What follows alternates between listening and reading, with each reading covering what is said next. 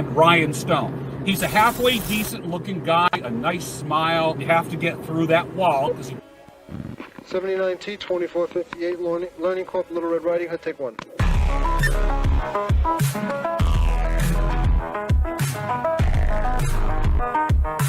Somebody find out the fucking real names for me. 40 years of my life is in the wire that's gone. Does that make sense? You have to get through that wall. I only know what my heart feels. Where they say there are Indian people pooping on our beach.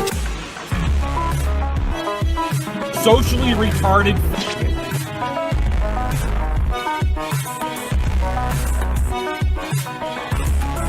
It's a spool of wire. 40 years of my life is in the wire that's gone.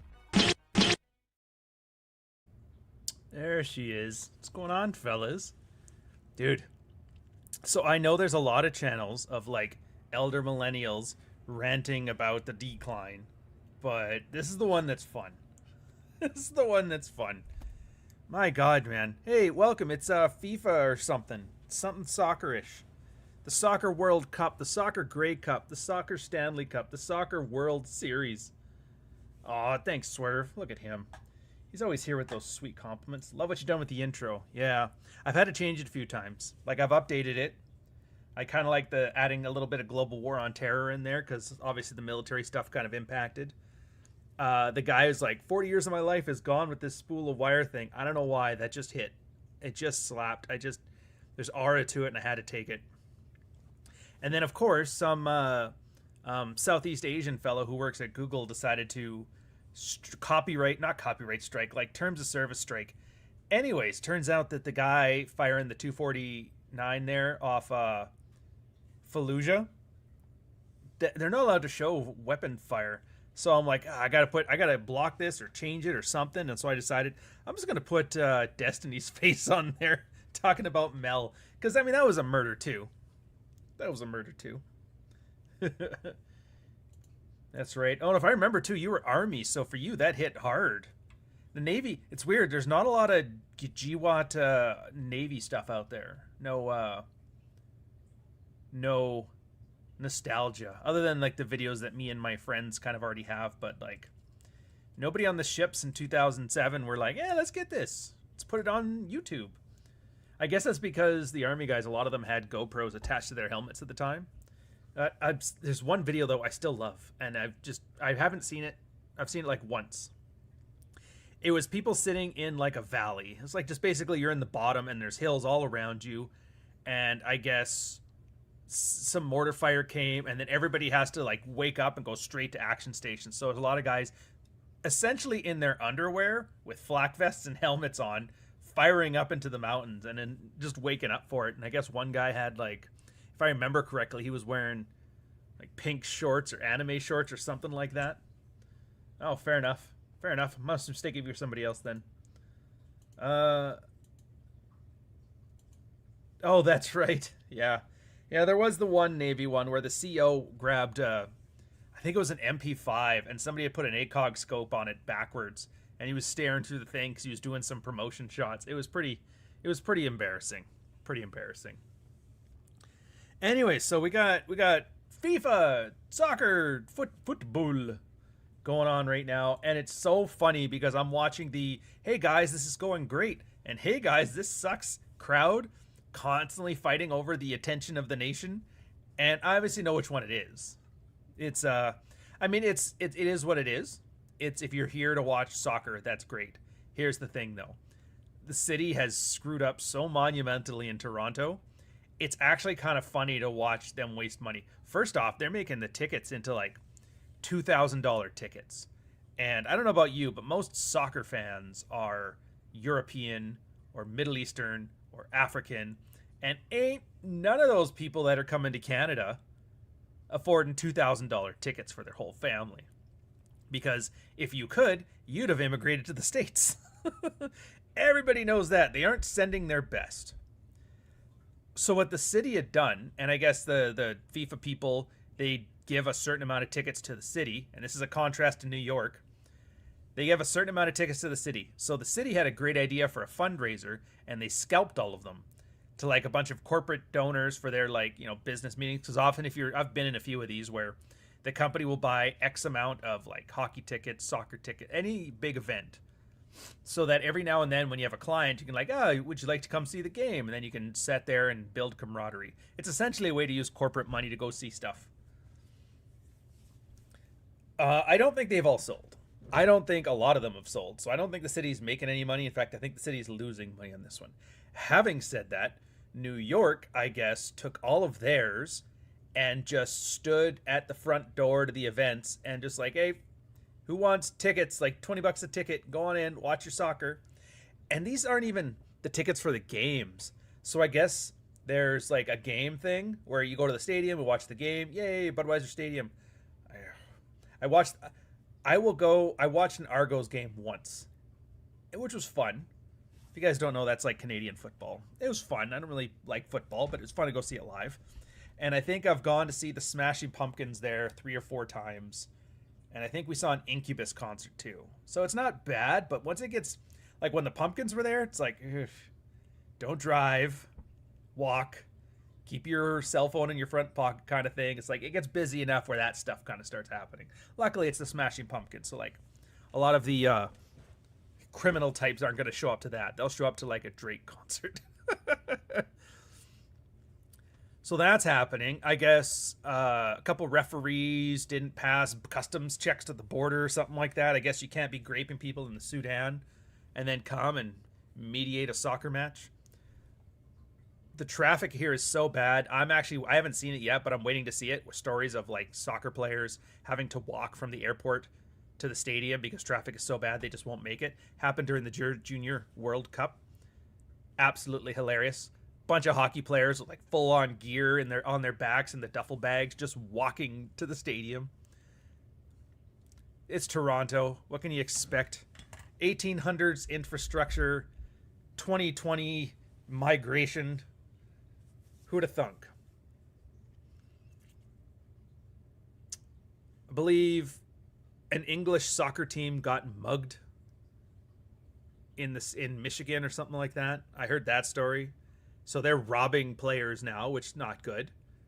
At least nobody got stabbed this time. We haven't had a stabbing, and we got to get one of those Simpson signs. No stabbings, no interracial stabbings in the last 7 days or something like that. Yeah. The one thing, I will admit, that's the one thing I think the States is going to come out ahead on this one, because there's a lot of like anti-American sentiment among Canadians and Europeans, which is so funny because for a lot of them, I can tell they just don't go to the States, so they don't know. They think of the States as like it was in 1990 where everything was fast food and that, but like foodies took over, man. Foodies took over, and I will say I had a huge problem like eating American food. Every time I'd go down there, I could order like an appetizer, maybe halfway through it, and I'd be bloated for the whole trip, shit like that. And I'd come home like, oh, thank God we got our great restos in Montreal. But there was a switch in the 2010s. I want to say it's like 2018, but like don't quote me on the exact year, but it's like right around there. There was a switch, and I started noticing I'd go to the States, and all of a sudden portion sizes were like adequately sized, and the food tasted better, and I got less bloated. And then with like food here is insane. Like here, I'll put it this way. Last night, the old lady and I went to go walk around, see all the hullabaloo going around in the area. We are in the entertainment district, so why not? And we went to this store that's like it's like a generic fast food burger place. They're like fancy McDonald's, right? And they also have like an ice cream shop in there. So we got 2 soft serve cones, dipped, hamburger, 2 things of onion rings, and that was like $60. So the point of that is when you get to the restaurants in the States, it was always because of the exchange rate. Everything cost 30% more than it did on paper. And so it was always like, oh, it's just so expensive to eat down there. But now it's super expensive to eat here. So it's kind of at parity. So everything that Americans had over the past like 10, 15 years that made like food in Europe better or food in Canada better, like we've really lost all of that lead. And it's definitely at the point now where I'm putting America ahead. And I'm saying this as a guy who still loves Le Bureau on Notre Dame in Montreal or Ishin Ramen on Queen Street here. It's just, I don't think the rest of the world has realized how far we saw that one article in 2010 where the Canadian middle class earns more money than the American middle class, and we've been riding that high for the last 20 years. We're so knackered. But yeah, there's that. There was the joke that the first time a European's gonna see a Buc-ee's, they're gonna take a picture amazed and get 6 million views, and sure enough, it happened. This is a gas station in America. And Clary took me to one. And I get it. In the States, you need bigger gas stations like that because of all the trucking you have there. You have like a gigantic trucking network for trade and that, which would have loved to have one of those here, but whatever. So yeah, you kind of like the idea of a shopping mall gas station makes sense there. Anyways, so $20, Dark Knight Dev. Here in Manhattan, the New York City basketball team, the Knicks. Well, you could just say the Knicks, man. I'm not that bad. I know the Knicks. Could win the championship tonight for the first time since 1973. Oh, so everybody has their Toronto Maple Leafs moment where it's like, yeah, my team hasn't won the cup since 67. There's watch parties at Radio City Hall and Central Park. It's complete madness with everybody celebrating. How funny is that, too? It's like nobody even cares about... The only people that seem to care about soccer are Europeans and Africans. I guess Jamaicans, but I don't know if that counts as Central American. Like, is that Africa? Or is it like a nuke, not Black Dominican? I don't know. It's just funny. So it's truly like the ethnics have taken over kind of vibes. Because up here, it's funny, too, because the pro, this is going to be the best thing ever, are taking pictures at Liberty Village of the one group of people chanting and marching with Canadian flags. And then the one group that's on the other side of Liberty Village chanting for Bosnia. I guess we have a huge Bosnian expat community. Who'd have thunk? A mass of foreigners so large they could have a parade in Toronto, of all places. So I go outside. I'm like, I'm just going to go look for myself. It's like, what's the weather? I don't know. Check the internet. How about I just open the window? And sure enough, man, every Canadian I see is just dressed in either Blue Jays gear because they're having a game today or just normally dressed. Nothing else. Every ethnic I see is wearing Roots jumpers, Canadian flag capes, the hats, the soccer balls in red and white. I was like, what the hell is going on here? It's like there is zero Canadiana among the Canadians. But among the Canadians, they are... And like I was talking to my girl, I was like, I think that Northern Ireland thing freaked out the ethnics. She goes, what? It's like, yeah, once they saw that they were starting to burn down houses and that, these guys start coming out of the woodwork wearing flags. No, man, we're good. Go Canada. Yeah, they're still boogalooing too. That's pretty crazy. But and I'm kind of dragging this out as an intro because we're talking about Frame for a bit. But it's mostly a lot of the same stuff. It's like people are tired, and I get it.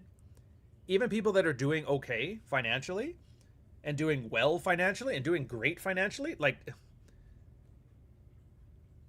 the weirdest part for me is to watch. So I'm going to think of, like, I'm using a friend here, but I'm going to anonymize it. Between he and his wife, they easily make $250,000 a year, very prestigious careers. And it's like all of a sudden they're struggling and they have the fatigue, the trucking Canadian fatigue. You know the types I'm talking about. And it's just so funny because, like, when we'll have rants, it's like the 1950s rant. They're just loitering everywhere, meandering about. I was like, oh, man. That's like a Norm Macdonald sketch. Yeah. So nobody cares about soccer here. Nobody I know. Everybody I know, I mean, and the suburban people, they love to care about the Jays. Because... in fairness, going to a Jays game is actually pretty fun. Even if you don't like baseball, which I'm not really a fan of it at all.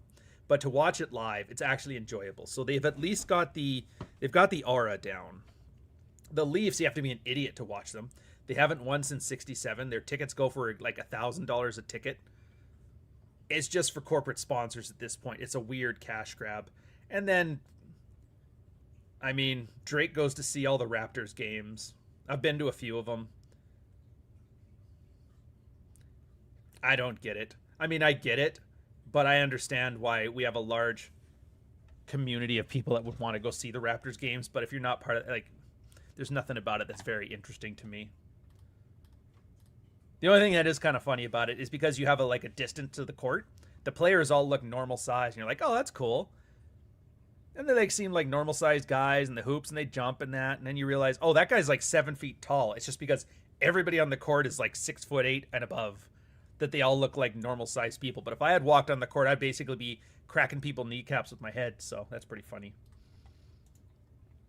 Yeah, it's because the $10 burger is now $25. Absolutely. Everybody, well, it was great during COVID, man. Everybody's getting free stimmies checks. Companies are getting free bailouts. And, we're loading the place up with Indians to keep DoorDash going. Thank God for that. The check came due. The check came due. I'm just... And the timing couldn't have been more perfect. It's COVID came the year the girl hit her 6-figure goal. Finally, 6-figure corporate salary. That's awesome. Then we're both up there with the big money. And then COVID's let's just inflate the shit out of that. Let's turn that into 40 grand. You son of a bitch. I saw nothing but I saw nothing but beards in the Canada game crowd. Do you mean beards or do you mean gay husbands? Because that could go either way. You would be the whitest guy on the Canadian national team. Of that, I have no doubt. I have no doubt. Nobody has ever been a soccer fan I've ever seen. Not growing up. I've never... yeah, we had some soccer games, but it was mostly chicks, and it was kind of one of those, just fuck around sports because you didn't want to spend money to buy hockey gear. $1,000 for hockey gear. You're like, no, I think we're good. Anyway, so that's kind of the problem, is because of inflation and the cost of living change, added to that, and this is kind of where I'm trying to transition into the topic here. So there was the comedy crisis that everybody was worried about for 10 years ago? And then that one comment where every time you think it's a generational issue, it's actually a demographics issue. And I'm putting those two things together, and I'm going, because you're seeing things just breaking down. Subway lines are just shutting down here. They can't do it. They just put a city bylaw so that they're changing. So if you want to get off at one station, you go to gate A, go to gate B, go to gate 1. They're changing it to hieroglyph pictographs of animals for the native population and shit. And it's people are getting lost. So there's a competency thing there. Police aren't stopping crimes. Guys are doing crack with city logos on the crack pipes because they give them out now on the CTC. And part of it is because we've gotten a new third world group in here that just loves to play around with socialism because it's free money for them, and it's a better quality of life than you'd have in Mumbai. But then a part of it is the boomers are dying off, the ones that knew how to keep things running, and millennials are taking, the Nepo baby millennials are taking over, and they are just incompetent too. So you mix those together, planes are dropping out of the sky. They just caught a guy who's been flying for 17 years without a proper license. He retired, no crashes. They're going after him now. Which sport am I into? Honestly, so I'm into and not into really any sports. Having said that, if my buddy's having a Super Bowl party, I usually fly down to Halifax and go see him, and we'll hang out and watch it. And I follow along well enough. I know how to play, and I've played football, I've played basketball, I've played hockey. I know how to play, I know the sports. I just don't follow the players. I don't have a favorite team. Which is pretty sad, since I was in the 80s, I was raised in the mid 80s, I was in Edmonton during the Gretzky years. So you think that would have made me a diehard fan, but yeah. Well, it's not that they're gay. It's not that. It's just, things interest you. But yeah, I got no problem. I can go watch a baseball game and I'll follow along well enough. And I can have fun doing it. But for me, it's mostly the social aspect of it, which I think a lot of the sports ball sucks crowd kind of ignores. Is the whole point of the sports event is a communal activity for you to get along with your buddies. So if you can't sit still and stop ragging on the thing that everybody's trying to watch and have fun with, you're basically like the American types that like yelling in movie theaters while the movie's going on, Yeah, and see, here's the thing. Yeah, maybe. But nothing ever happens by sitting here rage baiting and outrage posting and fake crying online. And this what leads me into the frame part of it. I have been watching... So I know of the Hoteps. I know their little Hotep commandments. Talked with Bri, Hotep Jesus and them. Absolutely funny. A lot of Hoteps follow me. I absolutely enjoy it. I like seeing this parallel red pill from black people in the States. And I see a lot of, and I'm like, wait a minute, I know that. And they kind of have been from first principles doing a lot of the same stuff we've doing. So I kind of have like an arm's length enjoyment watching them go. But oh my God, Jesus himself, Hotep Jesus himself, has been killing it the last week. Frame tests left, right, and center. And everybody, and I mean everybody, is taking the bait, is falling for it, is showing their whole ass, is crashing out. And I can say with full 100% honesty, you love to see it. You love to see it. I know it's like, get off his dick. Nope, not getting off his dick for this one. He has earned the dick riding. He has earned the dick riding. First thing he did, embarrassed a Canadian. Viva Frey, if you ever heard of this guy, he's like the anti-vaccine Trump guy. So he was, my wife and I used to love watching him back in the, like before when he was still a lawyer in Montreal. He had a suit on. He would just sit in his car and film videos where here's the news of the day and here's a legal perspective on it. He kind of did the same thing that Legal Eagle does, except for way less soapboxy, less fake acting. He was just explaining it the way a lawyer would consult his client on what's this case doing here. He kind of blew up when he started talking about the Trump stuff, because obviously Trump stuff. And he fell, oh my God. So he was well kept, had his lovely family. They like doing their thing. His wife always, and she's a Quebecer too, so she's always kind of like, hope you enjoy your internet thing with your friends. And he's like, but it earns like $100,000 a year, babe. I can quit my legal job because of this. And she's like, oh, well, that's great. Now she cares. He fell for audience capture. Again, frame check number one. I always tell you, hate your audience just a little bit, and that's because you do not want audience capture. And if you don't know what I'm talking about, audience capture is this weird parasocial bond that develops between a content creator and his audience, where the audience gives him, well, the loud portion of his audience gives him signals as to the type of content they want to see. And because he only gets these errant inputs, he starts to cater to that crowd. And that crowd becomes more extreme, and he becomes more extreme, and they create a feedback loop where eventually you turn into a crazy asshole, and they get to watch you crash out. It's literally the case of kids playing with a Lego playset and building a sandcastle just so they can kick it down. It's a horrible thing. You hate to see it. And if you would look at Viva Frey 4 years ago and Viva Frey today, you would not recognize him. He went from looking like a clean-cut Jewish lawyer, and now he looks like that fake CIA guy with the big fucking hair, talking about what it was like working in the service, and you're just like, Jesus. He's ranting about shit. Anyway, so he and Hotep are talking about this stabbing. Metcalf and Camelo, I don't know. The black-white tent stabbing incident. Hotep automatically does the online content creator frame check. And if you don't know this, I just did a thing on Substack on it. And you can do this in real life too. It's more so to get a gauge on somebody. Military's probably done it to you if you've ever been through basic training. It's the tone and content thing. So what it is you say something that has substantive information in it. You know, if somebody's fucking up, how do you fix this? Your wife gets mad. Well, this is how you stop getting mad. Some kind of, like, there is real meat to this conversation. But you slather on a tone. So, like, you start what you're saying with, look, you fucking idiot, blah, blah, blah, blah. Add something to it, and people with frame will ignore the tone and focus on the content. Look, you fucking idiot, you can't do fentanyl in the streets. A person with frame would hear that and be like, he wants me to stop doing fentanyl. A person without frame will look at that and immediately start dick measuring and posturing and puffing his chest. He called me a fucking idiot. So it's a great way to kind of tell. And if you're having an argument, like a conversation with somebody, and you feel like it's getting into an argument, it's a good thing to test too. Throw out some easy bait.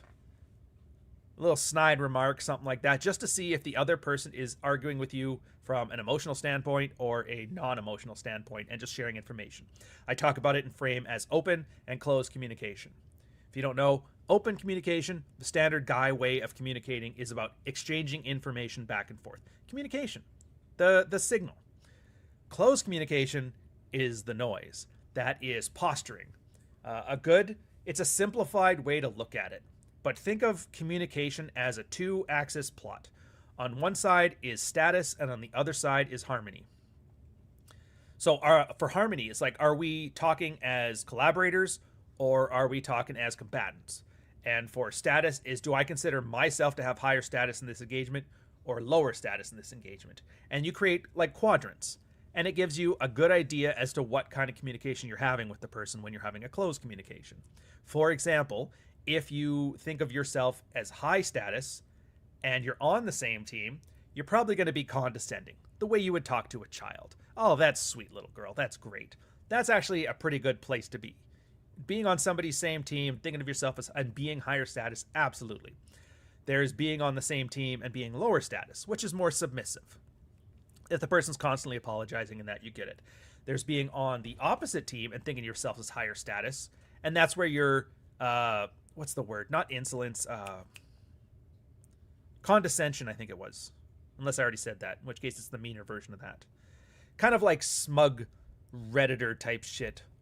Like the way Neil deGrasse Tyson would talk. It's not a good thing. It lets you know the person's looking down on you and doesn't fucking like you. At the same time, if they think they're lower status than you and also not on your team, you get insolence. The way a bratty teenager would act.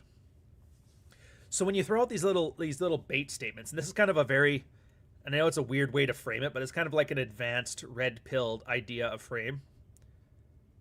And it's really not good to autistically kind of look at it like this. It's better to kind of just keep this in the back of your mind as like napkin math for social interactions until you kind of get an intuitive understanding of it, right? Well, a sec. I'll get to this one in a sec.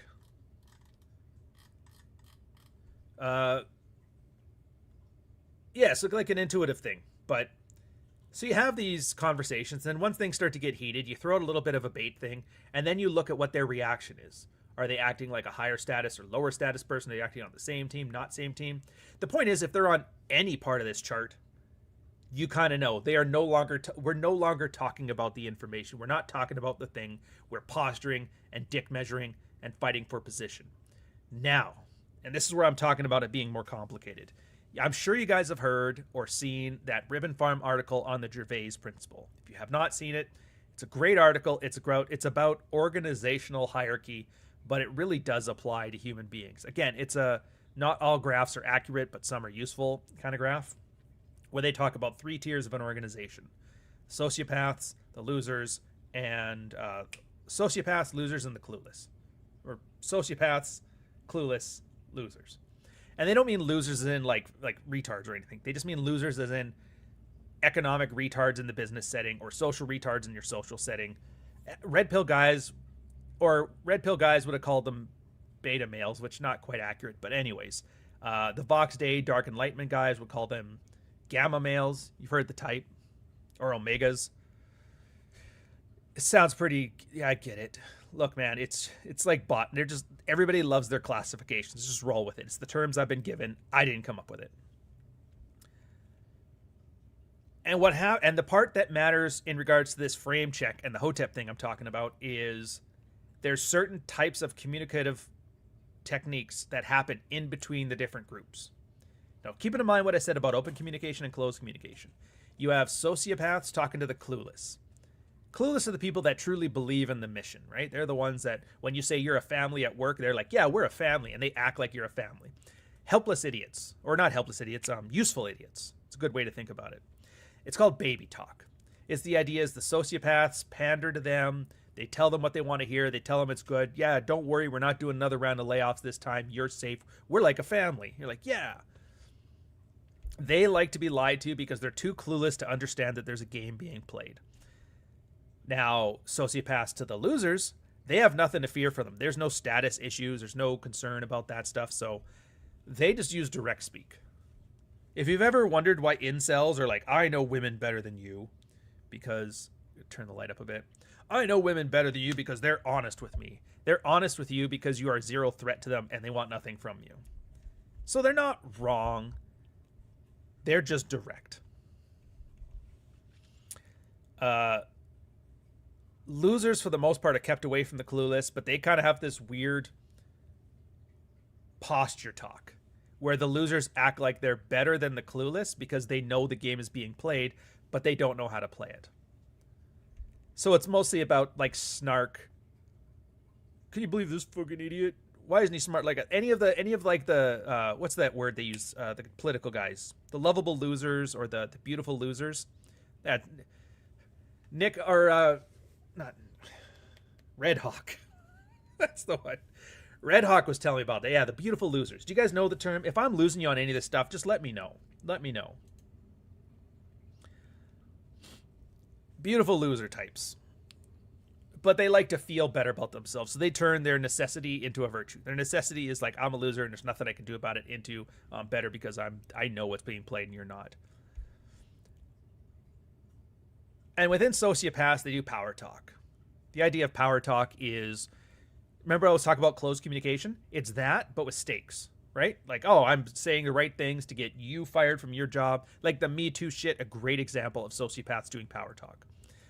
Now, because the clueless are clueless, they have their own power talk. But in the same way that you can play like poker for table stakes, like it's no money, just chips. You're not playing, it's power talk, but with no stakes involved. And that's where all the petty drama comes from in life. Clueless people trying to act like sociopaths, like some kind of cargo cult. Now, the reason I'm mentioning all of this is because when you're talking with people, this is kind of why you need to feel some things out. You feel some things out because you want to see, am I talking to a sociopath, somebody with actual stakes in the game, somebody with actual like consequences to this stuff and I actually have to play with my A game? Am I playing with a clueless person who basically like pantomimes being a sociopath? Or am I dealing with a loser who just speaks directly and plainly to me, is very smug, is very condescending? If you notice, you're like, wait, you said condescension, as if they were better than you and against you. But they're not better than you. It's like, no, they're not. But it's not about whether they are better than you. It's whether they perceive themselves as better than you.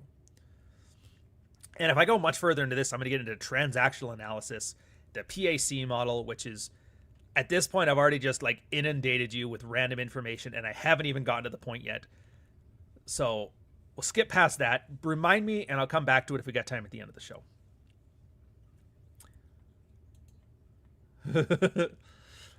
Actually, no, I'm going to do the super chat first, and then I'll do the comments. So yeah, the race Dark Knight Dev, $5, 1 cent super chat. The raced realists always disappoint me with their covert contracts with people like myself who were kissed by the sun.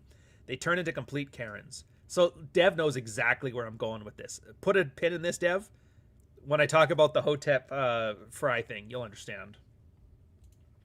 And then are Hotep's putting an Afrocentric rapper on Red Pill Truths outlined by Rollo, Roos, Roishi, or the original thinkers? Everybody's an original thinker, man. Don't, like, look, I know we call Roosh, Royce, and Rollo the three R's of the Red Pill. And absolutely, they've earned it for sure. They are not the original thinkers. There are no original thinkers. Everybody has learned from something. Rollo, Roosh, and Royce were picking it up from the pickup artist guys. So they were mostly stealing stuff from RSD Owen, RSD Tyler, Mystery, Neil Strauss. There's 100 guys, Tyler Durden, a whole bunch of people that I don't even remember. And they were stealing it from people before them. So the Hotep guys, for the most part, they were in that same soup of men swapping notes that everybody's part of. They're just doing their own thing because they consider a unique perspective because they're, African Americans in, slavery and all that shit. So how do you deal with that? Because they have to deal with that whole victimization, Democrat pet attitude stuff. You know the ones like the. So they have extra shit to deal with, and so they kind of add that stuff to theirs to where with the red pill, it wouldn't really be appropriate. It's not really on scope. It doesn't really matter. But yeah, so. And then stop calling them red pill truths. They're not true. They're not truths at all. Some things may be true, but it's a side benefit. Being true is okay. So if you don't know, like I've said this before, where a lot of the red pill, once you kind of really understand a lot of the mental models, is just female strategies adopted to male sensibilities, which nobody likes to hear, but I am telling you, it is true. That whole part of like dread, where you get in shape, look better, get charming, talk to people, see what your options are, build abundance. Where do you think that came from? Like, do you think maybe those guys whose wife started wanting to go to the gym out of nowhere and then 6 months later filed for divorce, they looked at that and go, dude, I didn't see that coming. That blindsided me, and she left the relationship and she was good to go. Why don't I do that? Now, of course, it's guy sensibilities. We don't generally want, when we're with our women, we generally don't want to leave. We just want them to suck less. And in the way that kind of creates a covert contract, which we've never really been able to rectify that. We just accept that as our human failings here, is that for the most part, as much as we say we're doing it for ourselves, we are generally doing it because we want our wives to ship up, and we're trying to set the example. The realization comes afterwards, but whatever. But that's the male sensibility. It's that monkey branching, but with an olive branch, you know? Yeah, the abduction of Persephone. Doesn't matter if it's true, it matters if it's useful. Exactly. So yeah, none of this stuff is true. Nobody cares if it's true. Just cares if it's useful. I've said it since the very start. If I tell a dude the moon is made out of cheese and he goes to the gym 3 days a week because of that information, as far as I'm concerned, the moon's made of cheese. It does not matter if the moon is actually made of cheese or not. And I love how everybody gets, all of a sudden everybody becomes an objectivist when you talk about accepting unobjectivity or subjectivity. But we're objective creatures. We like to think we are. And if the stakes aren't high, we are. Like, every guy is an objectivist until his wife starts to cry. Then all of a sudden, fucking forget all that. We're all subjective. You know why? It's because we don't like the idea of us being selfish creatures that go after our own self-interest. And so we need to wrap a veneer of objectivity around it. And so long as there's no consequences to us, we're fine to keep up the veneer. But as soon as it drops down, nah, man, we're in it for ourselves. What about those sacrificial men? Yeah, well, that's them for themselves. They think of themselves as a martyr. So yeah, they still are feeding their fantasies. But anyways, back to Dev's thing here. This is kind of where I'm going with this. So Viva Frey, and they do the standard thing. So there's two things that you'll notice with people arguing, either online or offline. The first one is the one side will argue a hyperbolic catastrophe of a situation, and the other side will argue that its situation doesn't exist. But in this case, it's the one where the one side argues oughts, this shouldn't happen, and the other side argues this is happening. And that was the great frame check of Viva Frey, and Hotep was just fucking with him so hard. You could tell he was having a hard time keeping a straight face in the bit of it I watched. So what is it that happened? Well, he shouldn't stab them. We should teach their kids not to stab people. To which he's going, yeah, but they did. So don't put your hands on him. You know he's a violent criminal. You know we're genetic freaks. You know we're chimping out. So why would you put your hands on somebody knowing that he's like very predisposed to stabbiness? And I'm laughing. I'm like, yeah. He's like, oh, so you're fine with that? It's like, well, I don't want you to think I'm a pussy. So occasional stabbing here and there makes you afraid of me a bit. And I'm like, I can live with that. And I was laughing. I'm like, oh my God, it's so obvious. And he's just afraid. He's just walking in. Yeah, but you're supposed to be a pussy like me and tell him not to do it. And they just keep going back and forth and back and forth. Hotep's just prodding and prodding and prodding away. And Frey is just ignoring the content of what he's saying. And he's so focused on tone. It was like right there. I was like, oh my God. Hotep's did good. That's a great frame check. And on a big YouTuber too. They normally don't walk into shit like that. Not unless they're Jeremy the Quartering, who's, again, walking straight into that too. Because he's throwing shade now at Hotep as well. And I'm going, this is great. This is almost like advertising for the Red Pill. Because we had a great gimmick going for a while in the 2010s. It was, and it was funny. You could tell people you're doing it. There was two main strategies that everybody kind of picked up from the Red Pill subreddit. The first one was, again, say something that's improvable, that's a strategy, that's a mental model, that's useful, right? Wrap it up in misogyny. And then watch everybody freak out about the misogyny, and only the people who get it understand the point. And then the people that don't get it, they become your marketing team. Karens around the world yelling, he has get laid like a warlord, or Roos's article about grapes should be legal on private property. And everybody's chimping out on that one. Everybody's crashing out. Everybody's the bad aura on that one. Meanwhile, everybody's talking about that guy and that article all of a sudden gets 100,000 views, 50,000 views, a million views. It was crazy because for a while there, it like you could say you were going to do it. I am going to write this article called an indecent proposal where grapes should be allowed on private property. If you don't know, the whole Roost's article's point was women should take accountability and responsibility for the risks that they face in life. That was it. So that was his whole purpose for it, but he wrapped in that misogyny, and then everybody chimped out about it. And I love saying chimp. I know it's like a racist thing to say. I just like it because it's a funny thing for me. And I think I'm dark enough I can get away with it without it being racist. So don't quote me on that. Oh, 100%, man. 100%. I could see it in his eyes. At one point, it's almost like he did a Jim from The Office look at the camera. It was fucking funny, man. And I love it's like I joked around with Rich one day. I was talking with Cooper. I think it was like even at the convention or something. And some people were talking about how do you outdo an alpha male or something like that. And I was like, dude, like, and I look, I'm like, Rich, you live in Toronto, you live in Ontario, same as me. He goes, yeah. And he goes, you see the average person that we walk around and deal with. He goes, yeah, if you ran into somebody who was a top tier dude, had his shit together, earned money, was fun to talk to, would you be sitting there trying to posture and beat with him? Or would you be like, thank God, let's go have a beer? I've been looking for somebody like this forever. He goes, yeah, I'd probably hang out. It's like, you see what I mean? Like, there's no competition. So when I saw Hotep going off, I'm like, my brother, oh, he is his brother's keeper. made a tear shine in my 1/4 blackness of my eye. Yeah. And I realize now, like, as much as the red pill is about like an is versus ought, like women are this way. There may be some exceptions, but they're exceptions until they're not exceptions. You act as if this is not the exception. And if it is an exception, just walk it back. It's no big deal. All women are sluts. Don't obsess, act accordingly. Well, they found this girl that's not a slut. Great. You know how easy it is just to not act like that then? It is way easier to assume the worst and then walk it back to a better scenario than it is to start from a good faith scenario and have to walk through that trudgery of hell on Horror Mountain to get to the Ring of Mordor or whatever the fuck. That's the most convoluted Lord of the Rings reference I've ever done. And that's kind of the gist of it. Assume the worst of everything. Because it's so easy to just like not act like that when they've proven they aren't and they are better and they treat you well.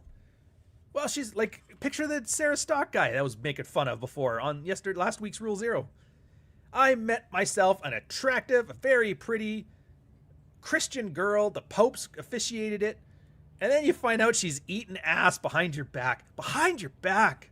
And you know what hurts the most on this?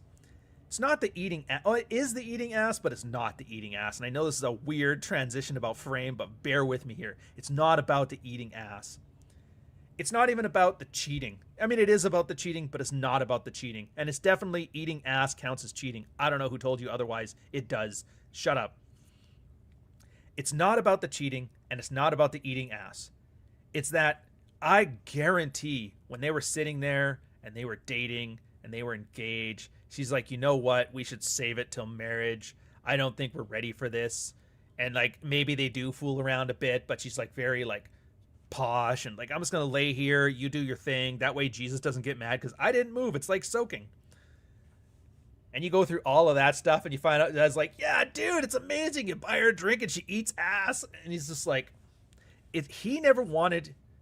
Buddy never wanted to get his ass eat. Ever. No ass eating whatsoever. Never even thought about it. I thought that was a rumor. I didn't know people actually did it. Until he found out his girl did it to that other guy, that Elijah guy. She ate his ass. All of a sudden now, he is obsessed with ass eating. He'll negotiate desire with her. Why aren't you eating my ass? Why am I not good enough for you? I put up with your shit for 6 months to get married. I put 50 grand into the wedding and you ate that cokehead's ass. And it's like, I know it's just, and I guess I used a lot of ass and eating references there. I get that. I know, like, oh, my kids are here. Like, I don't know what to tell you. You should have had a headset on. But I'll say this much. Every time I hear about stuff like this, I think, hey, you know those people that got mad at the latest red-pilled essay for being misogynist and suggesting bad stuff? Where's their outrage? Because they're obviously silent on this one, and that's the thing. Fucking Marty, man. You're only dark enough for 5 chimp outs a month and 1 N-word. Well, I guess I've used my quota. I've used my quota. Yeah, she didn't save her best. And so that was my frame check thing. So I did 2 essays this week on Substack. For the most part, I'm not even writing new stuff right now because I am having a hell of a time just trying to keep up with keeping the stuff that's disappearing up. Because if you guys don't know, Why More Please deleted his old content. He's done it before, so I'm not like surprised by it. I'm not unused to it. A lot of guys do this. The internet doesn't forget, but it sure as hell does memory hole. And a big part of what I've been doing the last year is just taking all of the stuff that has been hidden under years of link rot or been deleted off the internet, and you have to find it on random archives, and I'm trying to get it back up and in front again. Because, like, if I don't, this stuff is going to be gone. As soon as I disappear off the internet, which could be tomorrow because I fucking can't stand this place, this stuff's all gone. Gone forever. Never coming back. And it was useful. I found it useful. If I'm remembering it now, it's because I found it useful then. Why wouldn't I create a thing? And all this branding is kind of in service of that, right? Because Why More Please had an essay about F you, money will save your marriage. Fuck you, money will save your marriage. Because what is that? He was using a reference to a boss. So you got a boss, treats you like shit, takes advantage of you, right? And you can't leave because you need the money. Most guys are in that situation. He goes, we're sitting here bragging about our abundance and our outcome independence. Do you have a war chest? Do you have a FU fund sitting around? And he goes, most of you guys, when I talk to you, you don't. You have nothing saved for this kind of stuff. And he goes, look, and he didn't even give a number. It's just like the number you want to give is have enough so that if your boss fucks around, you can just give him the finger and put in your 2 weeks. The freedom to walk away. And that's the only freedom guys have now, our freedom to walk away. Violence is illegal. Violence is illegal. It just is. Everything that males use for conflict resolution has been illegal in civilized society. And in fairness, I don't think that's a bad thing. The idea of everybody loves like, oh, I'd love to be in a duel. It's like, bro, you'd have been shot. You know why? Because there's people that used to start fights because they were really good with swords. So they could just stab the shit out of you. Or somebody who was a really good pistolier starts some shit because he knows, worst case scenario, somebody will start some shit and I'll just shoot him. Plus the fact that musket balls were way less accurate than a modern Beretta would be. So duels nowadays would be very, very messy indeed. In fact, both of you would probably get shot every time. But I mean, I'm under no obligation. I know for a fact if I had to go against like an English longbowman in a duel, he'd stab the shit out of me with an arrow. Wouldn't even need a sword. Just so I'm basically the most polite person in medieval England. Women's tools, absolutely not. You can do shaming, everything. There's like defamation laws, but even then, it's very, very weak. So for the most part, women's conflict resolution tools are absolutely still working and still 100% effective. So all right, in fairness, you're not wrong on that. That episode of The Simpsons where Homer just started slapping people wasn't the worst thing.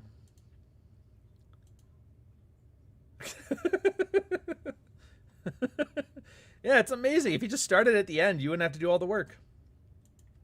Yeah, same thing, I'd be dead. So we don't have these conflict resolution tools. We really don't. These feminine word games are kind of what we have to work with now. And I get it. It's not very masculine to talk shit, to bait people into things, but that's your options. You have this, or you can sit there and get stabbed and then cry about it, which is the other feminine tool. And I have to admit, it is very funny when you hear the whole red pill is just feminism for men thing, which first off, no, that's the men's rights advocacy movement, group, advocacy, I don't know what you want to call it, but the MRAs, they are feminism for men because they use the same feminine tactic. Cry and play the victim and weaponize male empathy and sympathy for free shit. Of course it doesn't work because nobody gives a shit about men. Oops. 50 years later, all we got are a bunch of women fighting over who gets to be the cooler stepmom. great. Where was I going with this one? Oh, yeah, because the female strategies. So, yeah, that's what we got. So you might as well just play well. And when you see the guys saying red pill is just feminism for men, and I watched the Viva Fry thing, and all he was doing, you should teach your people not to stab. And I was like, wait a minute. Remember how much you hated feminism before, but you also hated the red pill dudes because they were just like feminists? Now you're sitting here saying, you should teach rapists not to rape. Like, do you know how stupid you sound? I saw Hotep too. I'm surprised he didn't say that. Are you saying to teach the rapists not to rape? How well did that work out for the feminists? Not very well at all. And that's when I realized, like, we all have these, like, this frame really does matter for everything. We have a group of people that actively think while you're stabbing them, you should really know better. It's like, bro, you're getting stabbed. And Hotep's point was perfect. Like, if you're going to put your hands on a black man, knowing what I know, you better be armed. You better have a bunch of people with you. You better be ready for some shit to pop off. Had they done that, the Metcalf guy would still be alive. And he's not wrong. But that's not the way it should be. Well, that's the way it is. Would you rather your son be alive, or would you rather sit here talking about watermelon Americans on a fucking live stream to TMZ? And I think about this, because, like, let's face it, the red pill stuff, it's kind of fun, and you get to do your misogyny. It's got that edginess of the 2000s into it. And everybody's like, oh, this is cute, but then I'm going to go back to my life where I'm a pussy or whatever, right? And I see stuff like this, and I see stuff like guys getting their shit together, guys, like, not putting up with bullshit from their wives, guys' wives going from, like, I don't want to have sex tonight to waking them up in the middle of the night with a blowjob kind of thing. So you see a lot of success and a lot of happiness and a lot of contentment and a lot of, like, not just them, but the people around them acting better. And I always keep in the back of my mind, yeah, I'm treating this as a very unserious thing, but it is a very serious thing that has real consequences. But I have to be unserious about it on this end. Otherwise, I sound like Paul fucking Elam, and I become a laughingstock and a lolcow. It's a really weird space where you kind of have to have this cognitive dissonance and keep two ideas in your head at the same time. This stuff is stupid, retarded, kind of autistic, but this stuff also really helps guys, and it kind of does save, and guys will save their own lives if they put in effort. And there's a lot of people who just refuse to go into any of it. And they're just like, I would rather just roll the dice and hope I don't get stabbed because I can cry about it and say, let's not make this about whatever. Yeah. It's the equivalent of being an easy slut. It comes naturally to us, but naturally is not always good for you. I mean, that's the thing, though, about violence. It's not sustainable. It's not. You may be the toughest man on the block, but, again, you're getting old. You might not be the toughest guy forever. And now with the way weaponry is, you might be the toughest guy ever, but a 120-pound Indian man with a pistol, he can still rock your shit. So, you know? So it's almost more of like a we want to live a little bit longer than 23 years. Let's not shoot our problems out in the street. Creates a whole lot of issues, but, like, on average, I think it's better. So, yeah, there's a lot of guys. Now, in this one, same thing. You apply the same mental models you would apply with the red pill. The teach rapists not to grape thing. Everybody's like, that is dumb. You should be telling your daughters how to stay safe. Don't go into dark alleys alone. If you get weird vibes from somebody and they try to take you somewhere secluded, keep control of your drink. Don't let people throw roofies in it. Don't let people pressure you into sex. Like, don't dress super provocatively, because I guarantee you're going to attract the wrong type of attention. Like, stuff like this, right? So we got two groups of people. You got the ones that prepare their daughters for this, and there's always some feminist bitching about, well, I was wearing sweatpants. Like,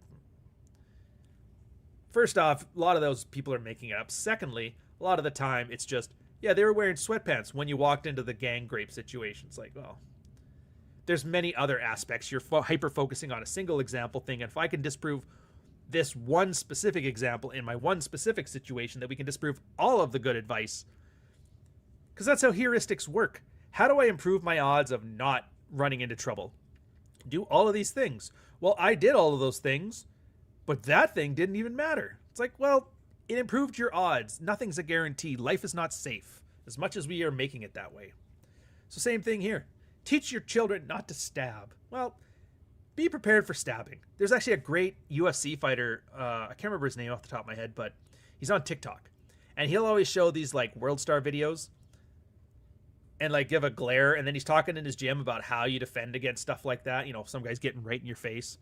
And there's some great fight shots on there too, but the one he mentioned is if you're in a confrontation and you can't see the other guy's feet, you're already lost.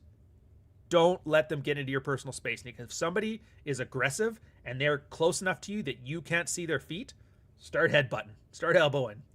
And he shows you a lot of the stuff, and he keeps it very simple. And he kind of mentions like a lot of this stuff will not work in a street fight. It's BJJ. He starts stabbing you when you're in a triangle choke. It's not good. He's stabbing you in the crotch.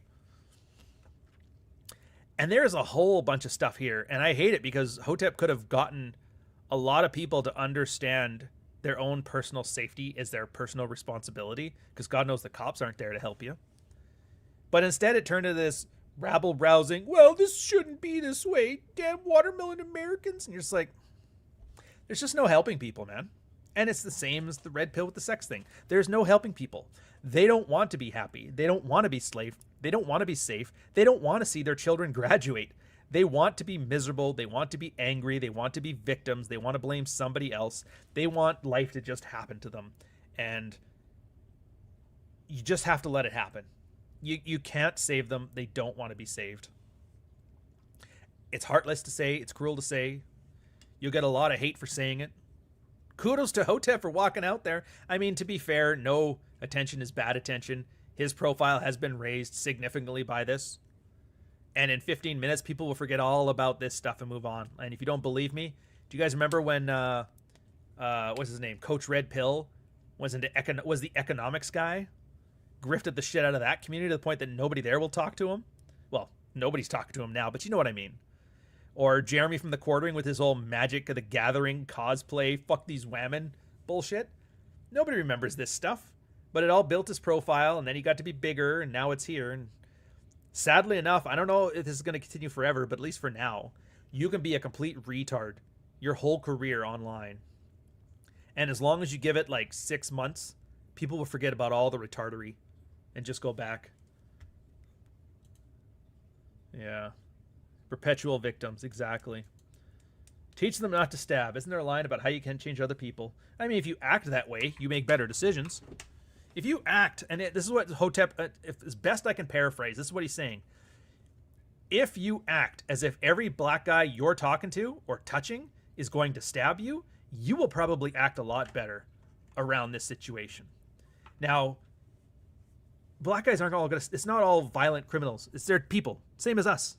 Same as you. Same as me. Everybody's a people. And yeah, I get the whole argument for this, but here's what he's saying. You act this way, you assume this is true, you will make better decisions. You won't put your hands on somebody without backup or friends or a weapon of your own, and then you won't get stabbed. Is it mean? Is it harsh? Absolutely. Absolutely.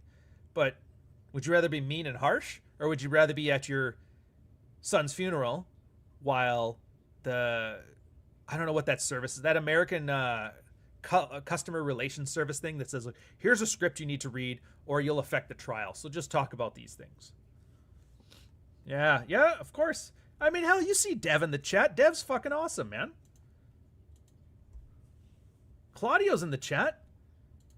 He's black and Dominican. It's like that movie Oscar from Stallone. That was funny. He's right about you. You're an ox and a moron. I don't know why that line just sticks with me. Yeah. But I mean, to be fair, Scott Adams lived a long life, made a bunch of great movies, a wonderful bunch of comics, but he'll forever be known now as the guy with the knowing look holding that coffee cup as a meme, which is kind of, I guess that's better than Dilbert.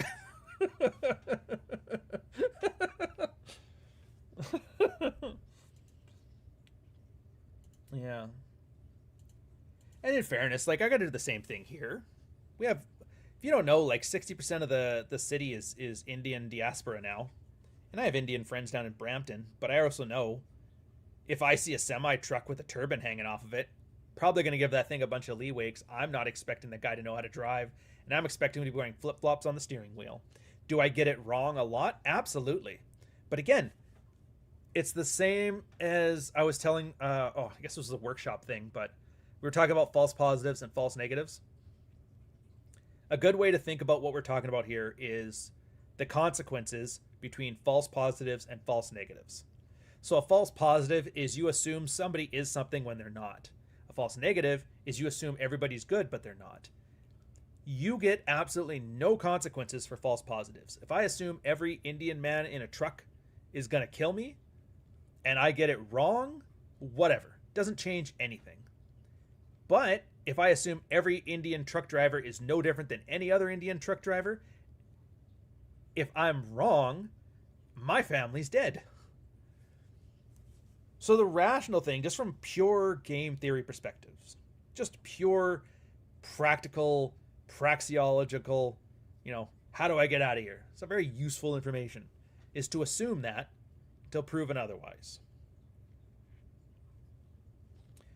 It might be a little bit mean, but hey, every girl's a slut. Don't obsess. Well, this one's not a slut. Okay. I do far better by getting false positives than I do by getting false negatives. You know what I mean? Nuke's chimping out. He gets 5 chimp outs and an N-word according to Marty, so we're good. And this is the funny, and so I like doing these little thought experiments here, or talking this out, because we have a lot of red-pilled mental models, and we pressure test them in the sexual marketplace. Guys actively use this stuff, right? Fogging, negative inquiry, negative assertion, the assertive Bill of Rights, toxic masculinity or toxic shame, hiding the badness, assume she's a slut, don't obsess, women will never love you the way you want to love you, the other iron rules, all this stuff. They get pressure tested almost constantly by somebody. Everybody is doing a little bit of a little bit. Some people are writing about it, so it's not like we don't have a lot of experience to draw on what here is useful and what here is not, and in what circumstances. The one thing we don't have are, with the exception of certain on the edges, there's been a couple edge cases I've seen where it's like, dude, I don't know. We don't have enough information on that, which is kind of interesting because I like seeing there's still something to do. But we never really pressure test it outside of the sexual marketplace. And I find this is like a fascinating way to kind of pressure test it when it comes to American race relations or Canadian race relations or just dealing with crime in general. I think it's absolutely interesting because so much of the stuff, it just transfers over directly. Teach men not to grape. Well, that's the feminist side of things. Teach men not to stab. Well, buddy got stabbed. What do you want me to do? It has been ages. I am still writing novels. Hell, the sequel to Softbone, Ghost of Odessa, just came out May, somewhere around there. Absolutely awesome. I fucked up the spelling on Kickstarter edition on this one too. The paperback, I realized I don't have the paperback of this yet, so I just had it come in, which would be awesome. It's got a different cover. It's more, so this one is like 1960s pulp, 1970s sci-fi, and 1980s VHS action movie all mixed into the one kind of cover. The Ghost of Odessa one is more Mobius French art house style, which I don't know how to explain it, but once you see it, you'll know. By the way, the QR code right there, right there, is for Ghost of Odessa. Grab your copy today. Where are we going with this one? Oh yeah, directly transferable over. Because there's always spillover in this stuff. There's always spillover. I've talked about it before, and it was one of those things that I started to notice, is that every time somebody, took the pill and red-pilled their life, maybe they had a main event with their wife, maybe they started getting laid more, whatever. It's like every single time the guy started finding out, earning 25% more at his job, his next job, his business, whatever. And everybody was doing it, but we didn't really know why or how. And it was interesting. So I started pointing that out. I was like, everybody who's kind of done this ends up earning 25% more money. Sometimes it was 20, sometimes it was 30, but it was like 25. And you kind of work through it, and eventually you find out, it's because guys, it's not that guys are earning more money, it's that guys were earning less than their potential. It's a mixture of cases. Like sometimes it's the guy wasn't assertive enough when negotiating his contract. Sometimes the guy was risk averse enough that he wouldn't argue for a raise. Sometimes it's guys were too risk averse or their wives bullied them into not taking that new job somewhere where they would earn more money. All kinds of reasons, but it all boils down to like risk aversion, fear of abandonment, lack of assertiveness, all these basic red pill tools. And it's just, that's one of the ways that we found it would improve guys' lives outside of just like getting sex.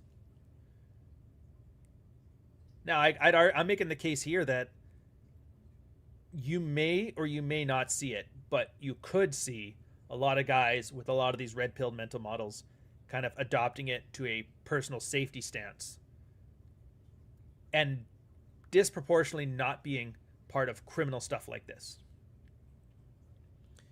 Which I would argue the Hoteps, for the most part, are the best examples we're going to find of that.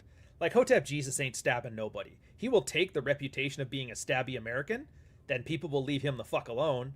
And to be fair, that'd be awesome. If you were part of a group that had a reputation for just murking people for fucking with you, people stop fucking with you. And I'm like, how do I get in on that? You know?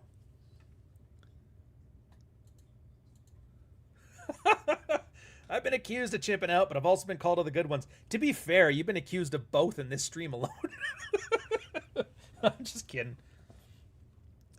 Yeah, well, that's the thing, right? And it's and I get the reasoning for it. It's the same thing that every red pill guy has to put up with too, to their own level, or the military has to put up with their own example.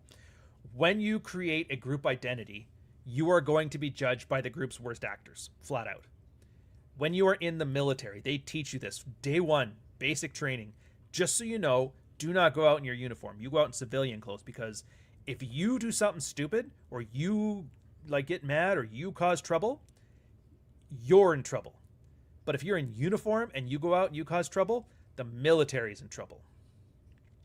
You become associated with the military. Now the military, if you don't believe me, go to South Korea, go to Busan, or go to, where's the one in Tokyo? Okinawa, I think. Go to an American base in Southeast Asia and see their impression of Americans. They are not well liked. A lot of the time, they are not well liked. You know why? Because every single one of them has a story. Oh, 5 years ago, some soldier raped a Korean girl. And now they're not liked. So let them know you're Canadian. That's what they told us flat out when we got off the plane. Well, off the boat. You will be judged by your worst members. Now, it sucks for African Americans. I get it. And I think, look, and this is going to be me with my most racially like insensitive take I could possibly give. I vaguely remember seeing like some Steve Saylor numbers, something to the effect of 1/3 of black men are in jail or something like that. So you can say like 1 out of 3 black guys is a potential criminal. And that's like the worst possible framing you can give it. But let's just put it that way. 1/3. As opposed to white guys, which is like, I don't know, 1 in 20, 1 in 30. I don't even know. But I know it's not 1 in 3. That creates a certain anxiety, right? And now you are being judged by the worst third, which really sucks for the other 2/3. I can imagine that if 1 out of 3 of red pill dudes was out there graping women, I'm sitting here and I was like, it's fully within your rights to assume that I'm going to be a grapist too, which I'm not. And I know that. Everybody else knows that, but like 1/3 of you guys are, so what do you want me to do? It's like, fair. But I mean, I don't have a solution for any of this either. I just know that like that's something you have to be aware of and you have to keep cognizant of. But it's like Dev says too, like and this is where you get those weird statements like you've been called one of the good ones, which is a weird way to say, hey man, you're one of the 2/3 that haven't been. Like, thanks. Hey man, you look like one of those not school shooters. Thanks, man. I appreciate that. Yeah, I got through school without shooting anybody. Oh, you're one of the good ones. It's a nice trench coat. Which I guess in fairness, it's like, yeah, if I was, hey, you don't look like an Elliot Rodger type at all. Thank you. Oh, you're not an Alec Menasan. You're not a George Saudini. Oh, you're not very, your Roman McClay vibes, not very strong. Thanks, man.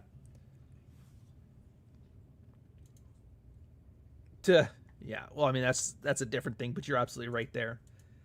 But anyway, so back to Dev's thing. Yeah, absolutely. And I get it. Like, that can be annoying. I even remember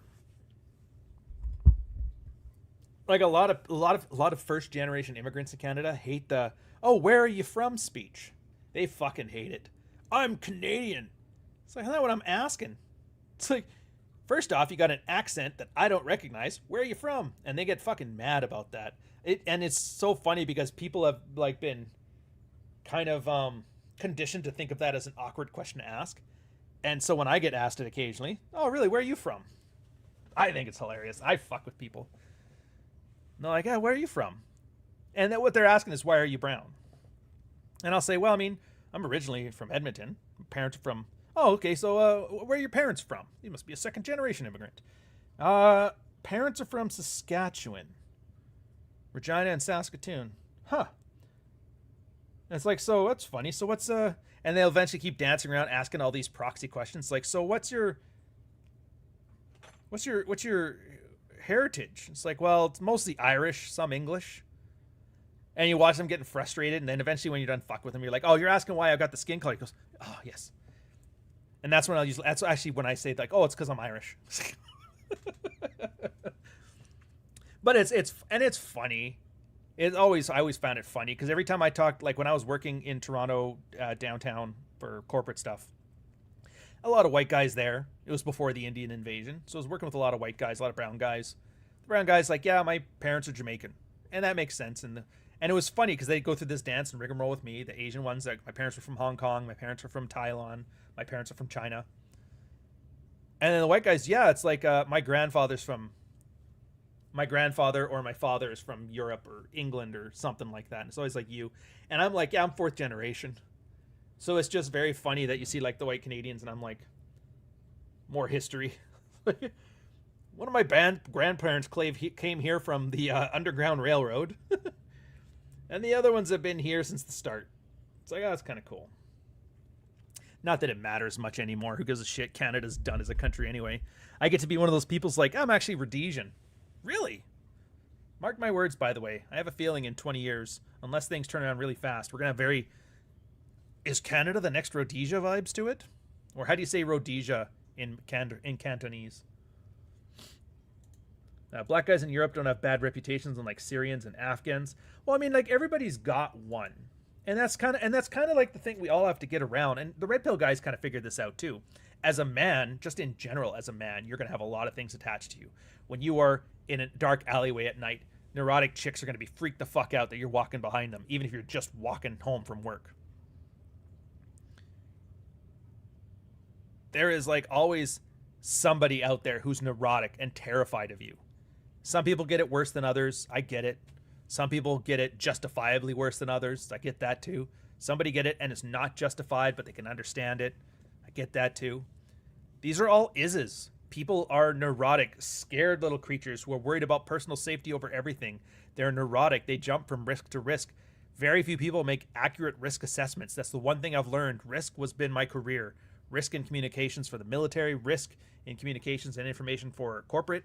Hell, risk in communications here. I have some pretty good fucking OPSEC for a content creator who has his fucking face online, man. Because it's not easy. People are horrible at assessing risk. And so they're going to make all kinds of weird things. And you can't be offended by it. Because the world can be crazy and neurotic and dangerous longer than you can be sane. So you kind of have to just let shit go. Too funny. Waiting for the series on Substack. To be fair, just by like reposting old stuff, and I'll like expand upon it. So like, for example, Wine More Pleases one about fuck you money will save your marriage. I added a story about how in my military time having the FU fund basically is what allowed me to leave the military. Because for me, I don't think I talk about this much, but I put in a release twice. The first time I put in my release was right after all this stuff was over, and I chickened out. 2 months in, I pulled the release. And everybody's like, you made the right choice, you just gotta be the best sailor ever, blah, blah, blah. The worst absolute advice you could have heard. Had I stuck and listened to everybody, I would be sitting earning less than I do now, stuck in a dead-end job with back problems or knee problems or brain problems, because every one of my friends who stayed in, with the exception of one, has some serious medical problems related to their service. And the one is like special forces training. So that's the only reason he is good, because he's basically been training his whole fucking life. But his wife left him anyway, so what are you going to do? Can't win them all.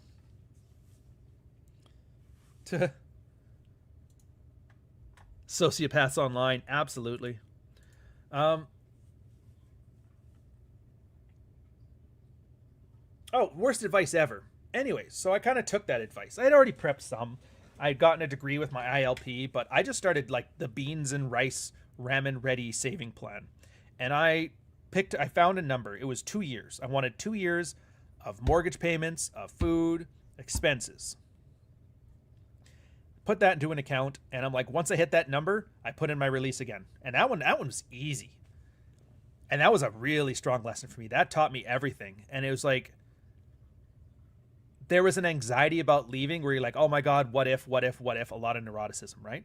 When I had the nest egg, when I had the FU fund, didn't have to worry about that. Well, what happens if I don't? It's like, nobody can't not find a job for 2 fucking years. In fact, I set myself aside a goal. I'm going to take a year off. I'm going to have a sabbatical. I've never had one in my life. I'm going to do it.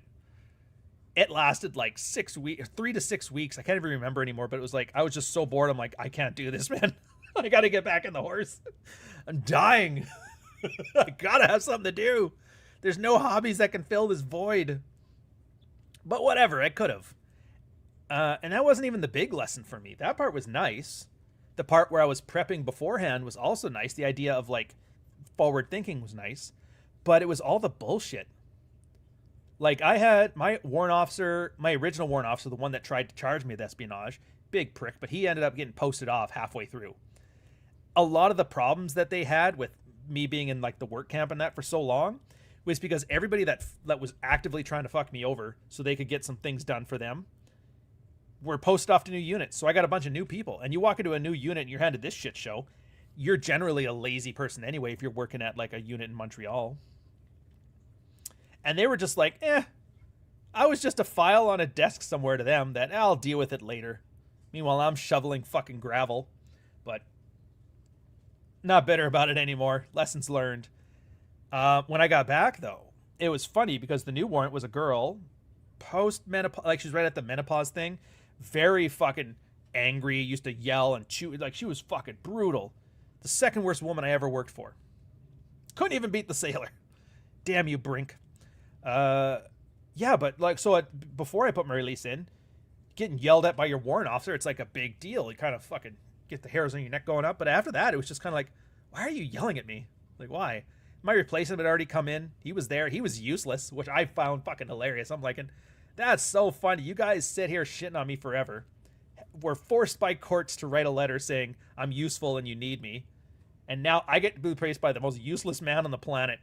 I think the career manager sent that as like a fuck you. You want a replacement? Take this one. Nobody wants this guy. And so they didn't even yell at him. They started yelling at me, but I was just like, what do you want me to do? But it was funny because it just didn't phase anymore. That ignore the tone, focus on content stuff. That was the lesson for me. And I know, and I've seen the marriage version of that. And I love when I see a guy hit that moment. Where his wife would yell at him, or his wife would like give him the cold shoulder and the silent treatment and shit like that. And guys immediately try to like, what's wrong? What's wrong? What's wrong? And they're like fighting and dying to try to change her emotional state so they feel less uncomfortable. And then they get to a state of FU money, which sexually just means you have a girl that'd be willing to fuck you if you'd give her a call. That's all you have to do. Be the guy who could have an affair tomorrow. That's the ideal. Even if you don't hit that, like aim towards that. All roads lead to Rome. It's fine if you're in Constantinople. Still a pretty good city. And I've seen it when guys hit that and all of a sudden the wife pulls some shit and they're kind of, it's not even like they're no longer neurotic. They're no longer angry. It's not even like smugly like, oh, can you believe it? She's at this. It's not even that. It's more confused. Or it doesn't even register. And that's like a heartwarming feeling, man, to see. I love that shit. And the guy's like, yeah, she's just chewing me out. And I was just sitting there. I'm like, the fuck are you talking about? Like, none of it made sense. It was just incoherent rambling. And I see a guy hit there. And I just love it because I'm like, there, he's at the FU money stage. He knows, like, dude, I could leave you and I will be fine. You may not.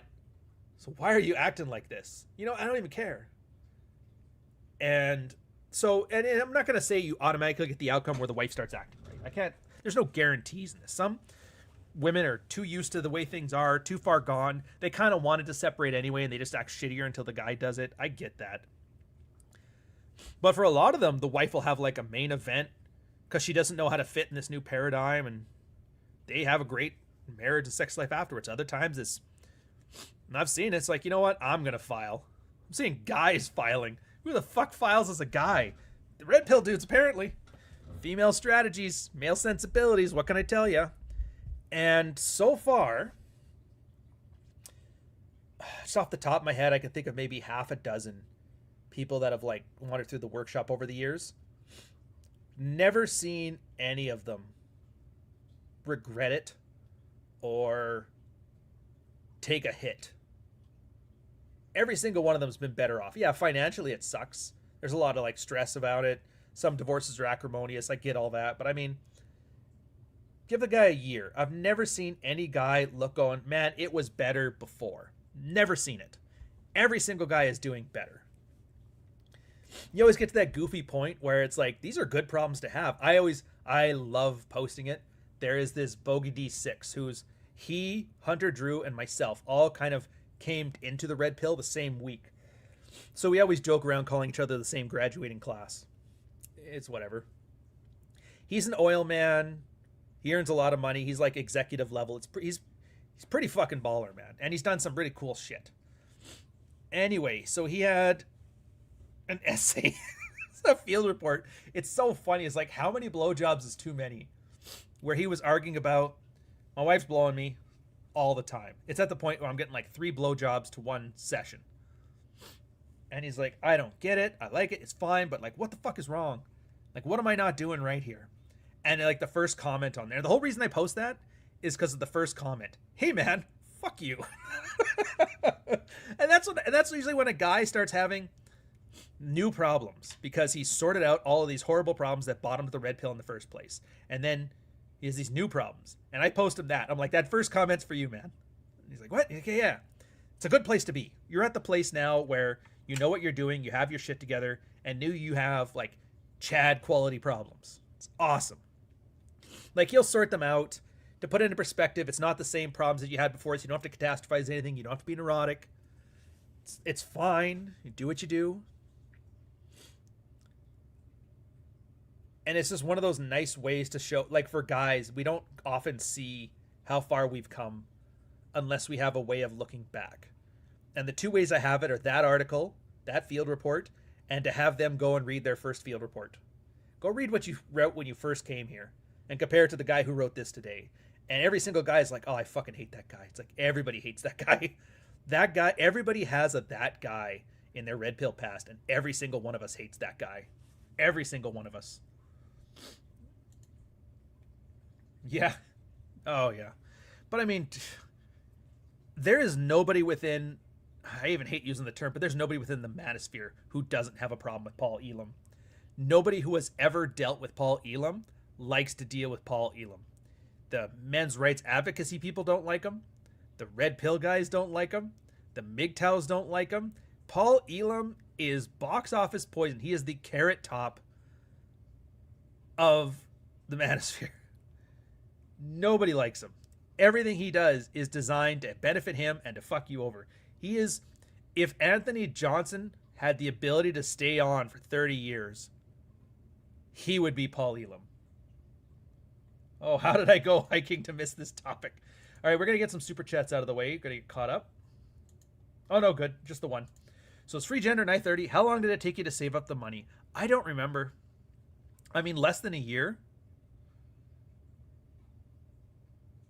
And my girl was working at the time, so it did make it easier. I don't remember. Was she? Yeah, she came to Montreal with one career. She used to work she had a brief period in the middle where she was a bartender at like one of the upscale bars there, which was probably one of the funnest times of my relationship, man. It's like right up there with when I used to work shift work. And it was awesome. Like, we were first dating. She didn't live with me, but her house, she lived like in a 45-minute drive out of the city, and I lived right beside the bar down. So I would go on my evening shifts, which were like 6 till 6 or something like that. and or no, 3 o'clock's when I got off. So right around the time the bars closed. And so I would get off work, come home. She'd get off the bar, come home, because she needed a place to stay. And it was just imagine getting off work and then a drunk broad stumbling into your house with you. It's like greatest time on earth, man. Greatest time on earth. So it was like those vibes. We're Fridays, Saturdays, or Thursdays, Fridays, and Saturdays. Around like 4 a.m. She'd come stumbling home. Like, hey, it's great times. Anyways. Always fun. So I don't remember how long it took me to save it up. I couldn't tell you. But I'll tell you right now, I didn't buy anything I didn't need. I think my expenses were mostly food. And in Montreal, they had this place called Sammy Foods, which has been charged multiple times with payroll fraud. I guess they don't pay payroll taxes, but they have like the cheapest food you've ever seen. I could go, and the grocery bill for the two of us was like $40 a week. And we ate like kings. Like, we're talking between the butchery, the main Sammy Fruits, it was just cases, giant pallets full of like cabbages or vegetables and all kinds of like okra, just huge cartons of it. It was awesome. Case lot sale of anything. Starting to like the powerlifting gyms. Do you? To be fair, what I like is an in-building gym. I can't go back to like a Good Life or anything like that. The idea that I can just go get in my elevator and get out at a gym, I have a hard time giving that up. I can go out, I can go to swim in my pool, I can go work out at my gym. They even had a movie theater here at one point. It was pretty nice. One of the other buildings has like a squash court, one has a bowling alley, and it's just like, I don't know. My favorite gyms are that one. And it's not this, it's like, it's closer to like a gym at a hotel, which fair enough, but I found a way around that too. Like, for example, our gym only had 2 sets of 45s, which wasn't working for me when I was doing like the heavy squatting. I need a third plate. Oh no, I think they only had 1 plate. So I'm like, I need at least a second plate. I can get by with 2 plates, like 35s, 25s, and that's fine. I would just went to the gym supply store, bought some weights and bring them in, donate them to the gym. The weights only went up to 55 pounds, so I started bringing in 60s and 70s and 80s, and I was like, perfect. Donate shit to the gym. But I do have a love for powerlifting gyms ever since I was first in the military. Because back then, the reason I got into them, first off, nobody's fucking around in a powerlifting gym. It is not made to be pretty. It is not made to be smell nice. Nobody is in there hitting on people. Nobody leaves their protein shakes on the squat rack or on the bench rack where people do the bench press. So many times you see one of those big fucking Popeyes fitness shakes in there. I was like, Jesus Christ, get that fucking thing out of here. You don't need protein at the gym. I'm telling you right now, flat out, you do not need protein while you're working out. Your body is not that efficient. But yeah, I mean, and I get some people are a little freaked out by it. Cause like, oh my God, these guys are huge power lifters. I can't be handling that. It's like, nobody cares. They don't care what you're lifting. They don't care why you're lifting. So like all that stuff, but I do enjoy it. It's just because everybody leaves each other alone. The ones that are silent are even better, because if I want to listen to music, I have headsets in, but there's occasional times where I just want to have the headset out and just like raw dog the workout. And I can't do that at a normal gym because they've always got Katy Perry blasting in the fucking thing. And I'm like, this is annoying. And I kind of find the ones annoying too that just have like heavy metal or rap playing in there too. So I'm like, I'd rather just have silence or the sound of an air conditioner blowing. That's fine by me.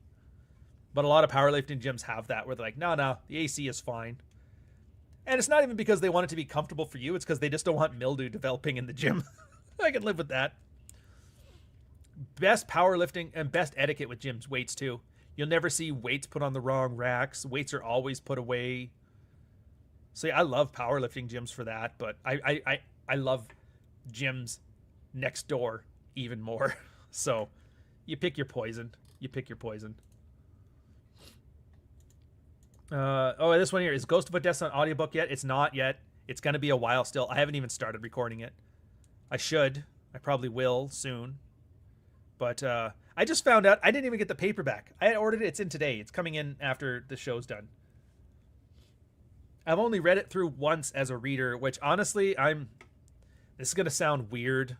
I don't know, in like ego or whatever, but I actually like reading my own books. It's weird because right now I don't remember what I like anything that I did writing The Dog Walker. So when I read it now, it's like I just bought some random book off of the thing. Or same with Softbone. Ghost of Odessa now is at the point where I don't remember it. So I could read it as a reader now. And I actually like doing that. First off, because I really did write the kind of book that I wish was out there that I could read. And secondly, it's just fun. But, I mean, it's going to be a little bit longer on that, too, because I'm still going through Camp of the Saints. I'm really taking my time on that. Every time I get a little bit of time, I'll read a chapter here and there. It's good. And you can tell it was written by a Frenchman. You can definitely tell that's like a French book, the way things are, the literary flair on that. They do have a way with words. Yeah, Enjoy the Decline, a fine book. It's one of my favorites, actually. I want to say Renaissance Man, Enjoy the Decline, and Bachelor Pad Economics are my favorite 3 of Clary's books. I just did a review of Nobody Wants a Threesome with Jesus, which I'm looking to where I have fucking left the goddamn book. I don't remember. Oh, no, here it is. I Don't Want a Threesome with Jesus, The Christian's Guide to a Pro-Sex Marriage. And so I like Clary. The problems I have with the book are technical. The text is too big. And it's the 6x9 trade book, which is a little too large. Which again makes it thinner, which is fine. A lot of pulp novels are this way too. But it's harder to read than it needs to be. So you're probably better off getting on an ebook if you want to. Which, I mean, Aaron, I think, makes more money on that anyway. It's not my favorite one of his. And the fact that I'm not the target audience toward it kind of helps. Like, I'm not part of, like, that traditional conservative Christian, my sex life sucks group. For them, I think they'll find much more use out of it. But then again, as a desktop publisher by trade, it hurts my heart to see some of the choices he's made. But anyways, it does not detract that it has that same Clary flair. Every time you read a Clary book, it is like a warm cup of or glass of whiskey, and you're sitting down hearing a conversation by Aaron Clary in literary form. So it's got that nice warmth to it in that way. So don't let any of the things I've said detract you from that. It still has it. Yeah. It's something else to experience than listening, that's for sure. Yeah, our brain activates differently by listening versus reading.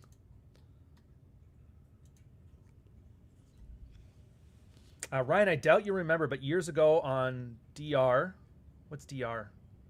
Oh, the Digital Ryan. We talked about how there hasn't been a modern adaptation of the Odyssey, and you did a 5-minute bit on "Oh Brother, Where Art Thou?" I kind of remember, because I mean I know "Oh Brother, Where Art Thou" is essentially the Odyssey set to the American South in the 1800s. I do remember, ish. Sounds like a healthy separation between artist and art. I mean, every now and then, like I know I talk red pill stuff. I talk a little bit of pop culture, occasionally just complaining about Canada because, you know, it's me. I got to do me.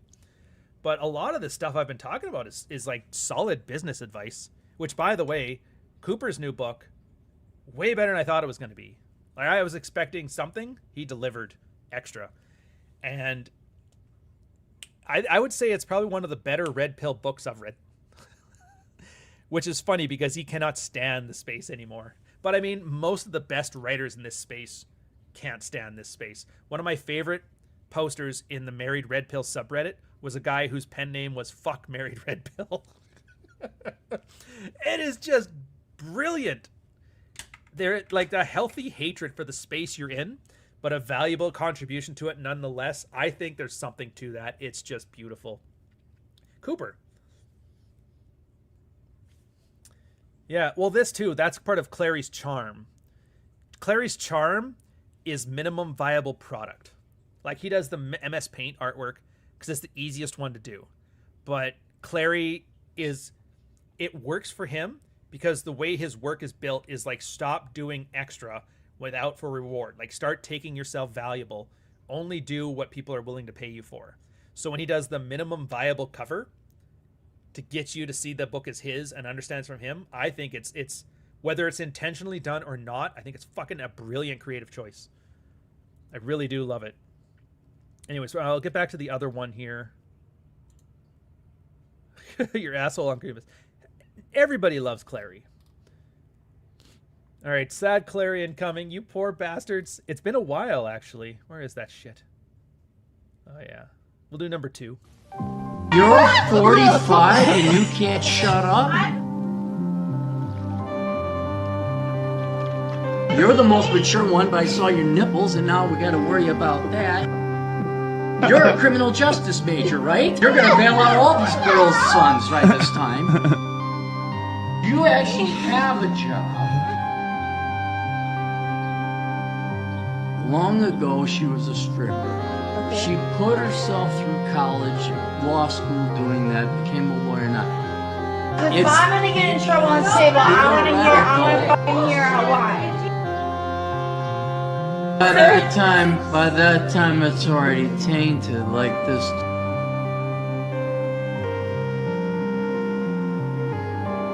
That is the most on-brand shit I've ever heard in my life.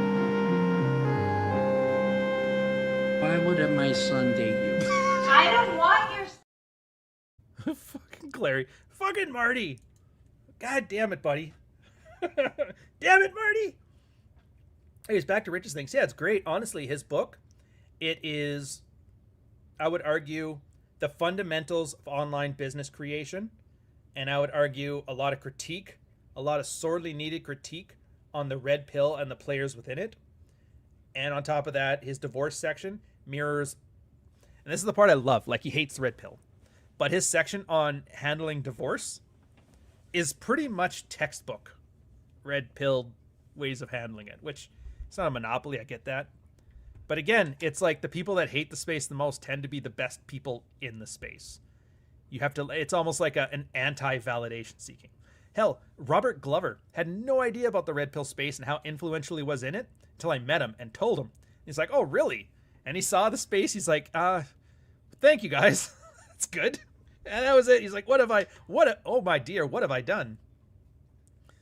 So it's funny. Yeah, I think in order to have like a healthy appreciation for the red pill space, you need to definitely hate it at least a little bit or a lot. Feels like a dreary Sunday afternoon. It's a good question. I couldn't tell you. I don't know who's the retard this week. There's a main character. There's a new main character every day. Rollo keeps coming up. It's like yesterday, or was it last Sunday? He was talking about some guy, HS Tiki Talkie. The only reason I know who it is because he showed me a clip of the guy making fun of Pierce Morgan for being a cuck or something with his cell phone. And my first thought was, who names these kids nowadays? Clavicar? HS Tiki Talkie? Like, and I get the 2000s edginess of like murder, death, vampire, XXX69. Like, I get that. It's kind of like juvenile, but the fuck are the kids doing? Snuggle Hug 26. Clavicar. Clavicar, you used to make fun if you ever, like, The Simpsons, remember that? Where they put an alien and they made him dress up like Bill Clinton. He's like, my name is Clinton. Because of all the 80s cartoons where it was like Panthro, Lion-O, Mumra. You just take like a thing, mummy, dog, cat, and then add an O and an A at the end of it, and now it became like this epic battle. Skeletor. Panthro. Chitara. And now it's like HS Tiki Talkie. Tiddly Cake McGee. I don't know, man. The Zoomers are freaking me out. Sneeko. Yeah, Sneeko. Sneeko out. Beep, beep, boop. Megatron. That's funny. He probably took it off. Cappy's. I still think it's so funny. When we went down to visit Rollo and Cappy and I did the little ad hoc Access Vegas with him in Vegas, he's in the car and he's calling Rollo. He's like, yeah, we're coming down. We'll be there in like a little bit. Hey, confirm for me. No fucking girls. He's like 3 times like, don't bring any of those broads. He's like, relax. It's just going to be us. It'll be fine. Don't bring those broads. And it's so on brand, Clary. Don't bring those women there. I had a headache. I had to walk for 20 minutes just to wind down after that. I don't want to do that again. Yeah, it's too funny, man. Too funny. But again, that's why you got to love these guys. So yeah, I mean, look, I get there's like everybody in the red pill has bad blood towards everybody else. But, you know, credit where credit is due. Cooper, Absolutely amazing Red Pill book, his new one. What was it called again? I should get the fucking name right. Top Shelf Man, I think. Hold on a second here. I gotta check my Kindle library.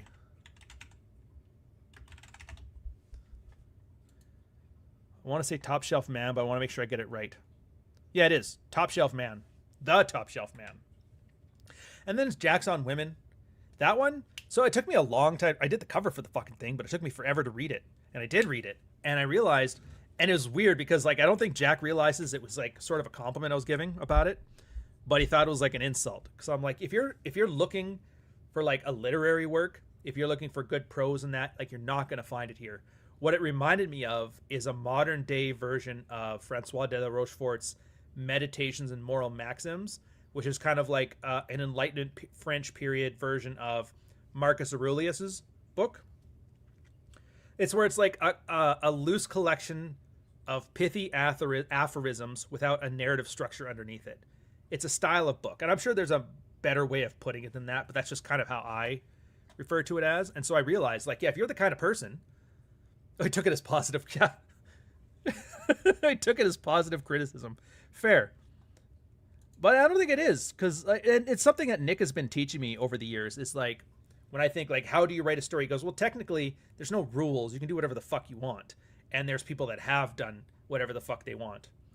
The one thing he has said about mine is, like, it's closer to a movie script than to a lot of what you would think of as a classic book. Which, again, it's not even an insult. It's just, that's the creative choices you've made. And so in this case, yeah, the collection of the loose collection of aphorisms. Now, a lot of guys love Marcus Aurelius. A lot of guys love Meditations and Moral Maxims. So if it's that kind of book you're into, I think you're going to like it. I really do. And it is interesting to see. So like I was there for a lot of the stuff that he talks about in there, but it's interesting to see how a second generation takes it. So everything is just slightly different, slightly tweaked, worded differently with a different focus than my generation of Red Pill guys would have on it. And I find that interesting. It's almost like watching an evolution in real time, you know? And then, of course, Everything I Wish I Knew When I Was 18. That was Paul Bauer's one. I didn't know. He's got like 7 books now. Cocksucker's catching up to me. But his is kind of a similar one. It's like so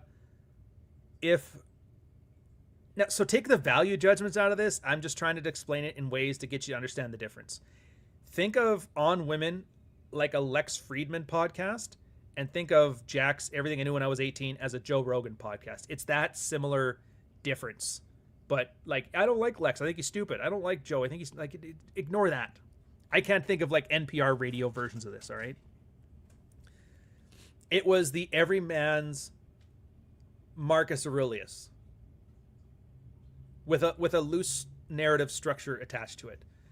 And it was easy to read, which again, that's a compliment. I think there's too much wasting of people's times in media nowadays.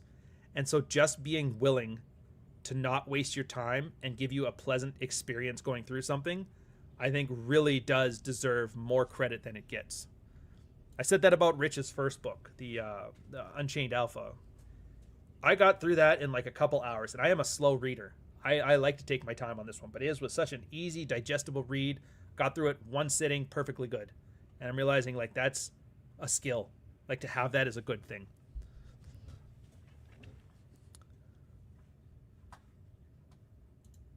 Paul's gone nuts, even grew his hair. His hair's back. Good for him. Everybody's got to get their due going, man. Go for it. Get this shit on the go. That's the Pert Plus look. Anyways. So it's good. I mean, it's nice to see there's a lot of books in this space, and most of them are bad, but there is a few that are good. Thank God. And even the bad good ones are still good. Like I said with Clary's, the decision I'm in, the technical one there, I just get it on ebook format. It's fine. And the very big value in Clary's one is his whole, like, the uncle who's giving it to you straight, but not in a preachy way. And I think that's a difficult thing to do too. Like, I remember, and I hate how I'm comparing Clary to Roman to Clay here, but I actually tried to read Sanction. I didn't get through the first chapter. The first 20 pages were just him saying, he's smarter than you, you're too stupid, you'll never understand what he's trying to say. And then by the time I got through like 10 pages of that, I'm like, you know what? You're probably right. I'm going to take him at his word. He's too smart for me. And I was like, and I just started skimming through the rest, and I noticed like most chapters were just half of it was a Nietzsche quote, basically lifting off half a chapter of like thus spoke Zarathustra, and then him rambling at the end of it. And I'm like, oh my God, half of this book, he just took Nietzsche with like a riffle shuffle into his book. And now that's why you got this giant fucking monstrosity. Clary is the opposite of that. You know? Yeah, this one here. I mean, the one thing that's good, I don't know, did you get, like, if you got an editor, did you get a pro editor for yours, or did you edit yours yourself? The one thing I will say is, the one thing I love about having Nick as my editor is when I was doing, like, Frame and Dread, he was there for the, like, you need to explain this one, you need to explain this one. Like, he knew what things were, but he also knew that other people didn't, so he had that certain objectiveness, which was nice. Oh, that's why I named my Substack Shit Your Brother Should Have Told You, because I realized my writing style is like an older brother chewing out his younger brother for being retarded with love. Yeah. So I mean, Colebrook did a great job on the editing, but like as a line editor, so there's different types of editing, Jack. There's line editors, there's structure editors. The line editor is just the one to make sure it's readable throughout without any breaks, because anytime there's an error, it takes a person out of the moment, and that detracts from readability. The structure editor is the one who finds stuff like that. Now, obviously, I don't know, maybe he's like, but every editor is going to miss something. So there's never going to be a book you get back, you're like, oh, that's perfect. There's books of mine. Every one of my books, I'm like, I don't like that. I probably should change it. I'm not gonna, because it's like, it's much better use of my time just to write another one. But yeah.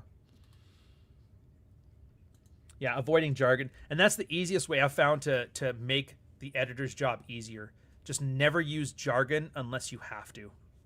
Never use jargon.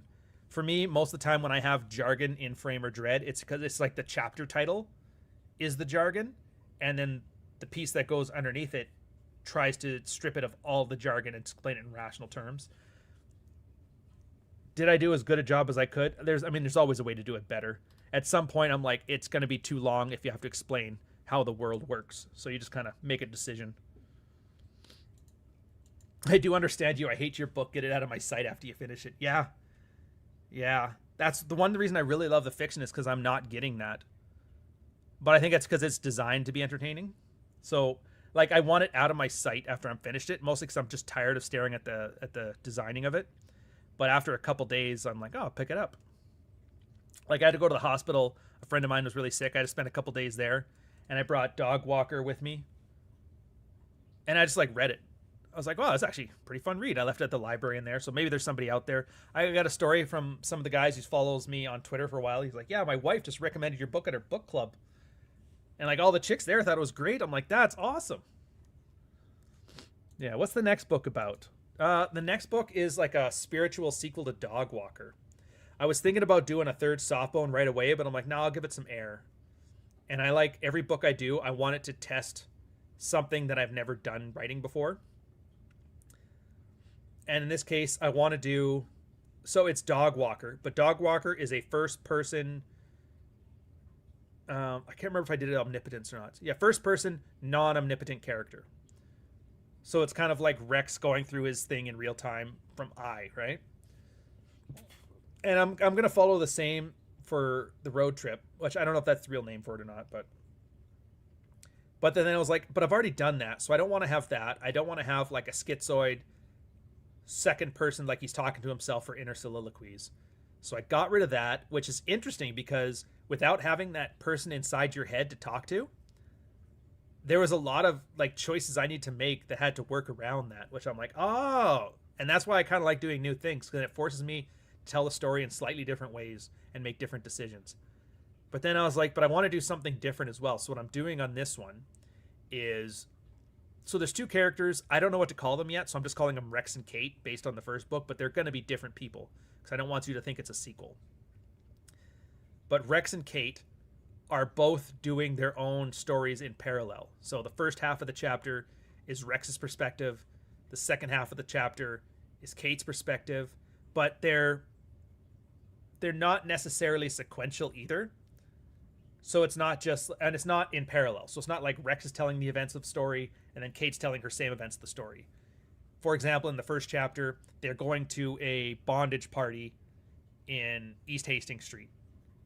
And Rex has the go to the bondage party, get back from the bondage party, get into a fight at the hotel, sex at the hotel, pass out drunk, stuff like so this event happens. Kate's story starts with the events preceding that and ending with the events after that. So it's all one narrative tale, but it's kind of like Quentin Tarantino in the way that you're telling 2, then 1, then 3, and then you carry into the story. Now, I don't know, it might carry on more linear at that point. I haven't made those decisions yet, and this one's a much slower read because White Boy Summer, baby. And it's definitely interesting, too, because it's got... I'm taking Gulliver's Travels as kind of like my inspiration. So the 2 characters... Bros Before Homes, or the Are You Prepared Rollo article? I'm kind of starting from that perspective for the male character. And then for the girl perspective, the idea of being the antithesis of that character. So this character is a very jealous person, but he's also very selfless. And so I'm like, oh, I'll kind of make the female character then very selfish, but not jealous. And then but then like as a guy who's like extremely jealous and very selfless, that's kind of like a trad con, and he's not very useful, and he gets walked over all the time. So I'm like, well, why don't we just have his arc to flip those around? He starts becoming unjealous, much like a red pill guy would, but he's also becoming very selfish, which again makes him more attractive to women. And so as the story goes, he's going to flip those around, and then she's going to realize I'm basically acting like the man I want to attract, so she flips around to being the opposite by the end. And because it's a road trip, it's like Gulliver's Travels, each destination has its own self-contained thing, but it's all in a consistent narrative. So I'm enjoying it. I'd love to say you'll enjoy it too, and you probably will when I finish it, but at the same time, there's always that thing in the back of your head, which is like every time I'm about to hit publish, I'm like, nobody's going to like this one. This one's going to bomb. Everybody's going to hate it. And it's like that until like the first month is over. And it's just like, that's the neuroticism in the head that you always have to kind of get around. I'll never let you guys know that though. As far as you're concerned, I think this is fucking great and you're going to buy it. No way in hell I would ever tell you about these insecure thoughts. So don't fucking tell anybody, or I swear to God, I'll kill you. Can't wait to upgrade to Dante's Inferno. God, I hope not, man. I tried reading Dante's Inferno, and I don't know. I have an extreme difficulty reading like the original Iliad and the original Odyssey and Dante's Inferno. And I don't know how much of it is because I got me problem. Maybe I'm not literate enough. Or how much of it is because these were written in different languages hundreds of years ago, and the translation just doesn't work for modern knowledge. So, I don't know. You produce books so damn fast. And you know the funniest part? I use 0 AI. But here's what I found out. The hardest part about writing books is not writing the book. It's conceptualizing the book in your head. That's the difficult part. To write a book of 50 or 60,000 words, how fast do you type? Like I type at 100 words a minute. So to make 60,000 words, 60,000 minus 100, it's like, what's that, 600 minutes? 6,000 minutes, something like that. It's not a huge amount of time. I do argue that the way I plan for it probably makes it a lot easier to write it faster, because I know what I want to say. I know how I want to get there. I've developed like character profiles beforehand. So when I write, a lot of the time, it's weird how books kind of write themselves. And Nick is right in the sense that the better and more interesting life you've lived, the more experiences you get to draw on, which helps speed up the process. So thank God for that. Thank God I was raised fucking the way I was raised, because otherwise this stuff would never take forever. So for example, I know the character of the Rex character. I know the Kate character.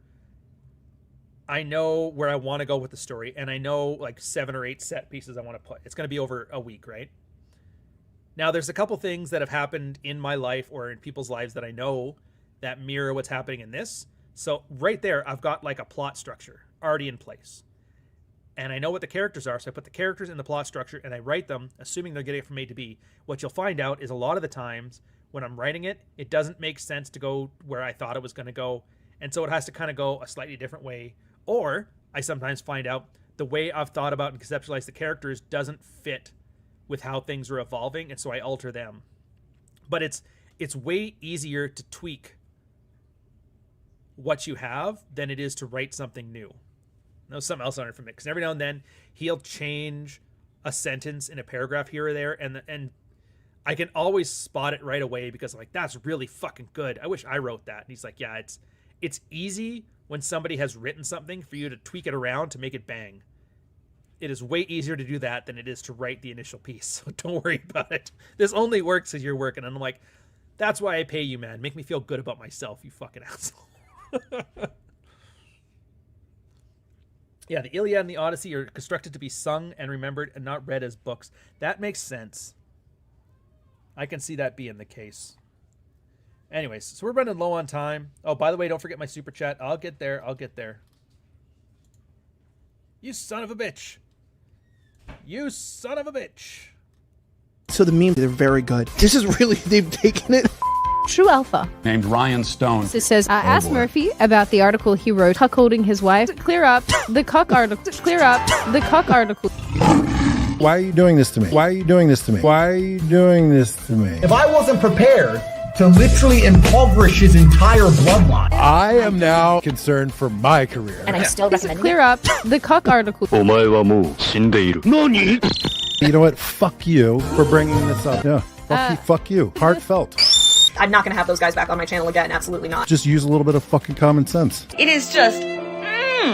That's great. That's you should. Fuck you. Sorry, apologies. Just keep going, dude. One foot in front of the other. Before you know it, this will all be in the rearview mirror. Fuck you.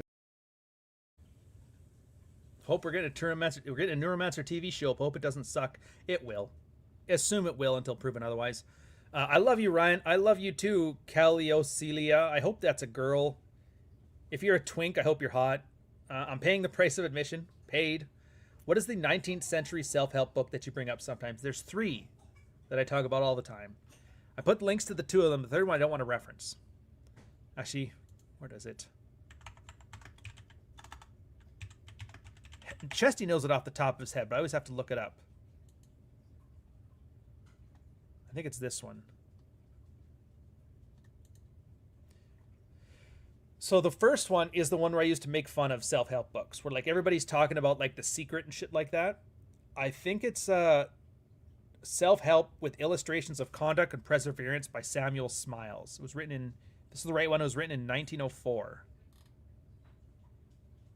Yeah, that's the one. And it's so funny because all of the same tropes you see in self-help, just believe in yourself shit, it's all in there. He literally started the grift 100 years ago and nobody knows where they got it from. The other 2 I talk about is Francois de la Rochefort, Meditations and Sentences of Moral Maxims. Put a link to the Gutenberg file there. And the third one, which if you'd be very surprised on this, Mark Twain was in the Manosphere. Mark Twain in What is Man? And a collection of essays. And it is so funny because it's the Socratic dialogues, self-help, masculinity, Mark Twain, the greatest literary author of America, of American history. And he was out there writing fucking Manosphere books. I find it funny. When he references how guys are made of pig iron, you can tell it's a guy that lived in the 1800s. Because like back then, the most advanced thing they could think of was a train. So he describes man as like iron ore to get to the train. Anywho. So that's it on this one. I think we're about done. Covered everything I want to cover. As far as the drama about the Hotep stuff, I don't really care about that. I enjoy watching it from a professional perspective, seeing who has frame, who doesn't have frame. The cardinal rule of relationships, whoever cares the least has the most power. Who likes to argue about oughts, who likes to argue about is. Who likes to think of themselves as the victim and cry that everybody else needs to change to accommodate them. And who's willing to adapt to the world around them. Who's willing to take advantages where they can get them. How do you deal with public perception of your particular group you may or may not be in? How many N-bombs and chimp outs am I allowed to have per month? Thank you, Marty. Yeah, Jack Murphy's super chat was the cheapest downfall in YouTube history. Absolutely. Absolutely the cheapest. Yeah, I really need to make a Substack to read all this stuff. Well, to be honest, all you have to do is get on the email list. Once you're on my email list, you'll get it through your email anyway. And there's some paid articles, but for the most part, most of the stuff I put out is still free. And even the paid articles, like the most important 2/3 are in front of the paywall. So the payments at that point are mostly for like if you really do crave more or you like supporting the channel. And I think that's useful enough. So on that note, I'll let you guys go. We'll have one more shit post. Oh, because I was gonna give credit. I'm gonna give credit. I love the way girls smell. I love how they always make sure, by and large, they shower, and they just have an amazing smell to them in general. So Pat Stedman, Patty Boy himself, he was coming out with this course, some kind of like seduction relationship strategy course. And I laid a compliment to him. I'm like, look, this guy may have been stupid and fell for a honeypot operation on J6. He may have been a political prisoner. Trump talked him into getting arrested. Biden had to pardon him. The same man he was protesting against had to let him out of jail. Having said that, credit where credit is due. His wife stuck through them the whole time. Even let him throw another baby into her before he went to prison. Went through pregnancy the whole time he was in the slammer. Stuck with him through the side, and that's not nothing. So at the very least, he's figured out a way, like he's got a ride or die bitch, and so I gotta give him credit for there. As much as I think he's an absolute loon and tarded and a laughingstock and just about everything else, credit where credit is due. I will catch you guys on the next one. I don't know who's hosting Rule Zero. I don't know who's going to be there. I'm going to try to make it, but no guarantees. Alyssa was playing with me like a science experiment. What are you doing? I've never seen one from a dark guy before. It's usually pink. She continued examining me as if David Attenborough were narrating. Well, take a look now. It's getting late. Are you kicking me out?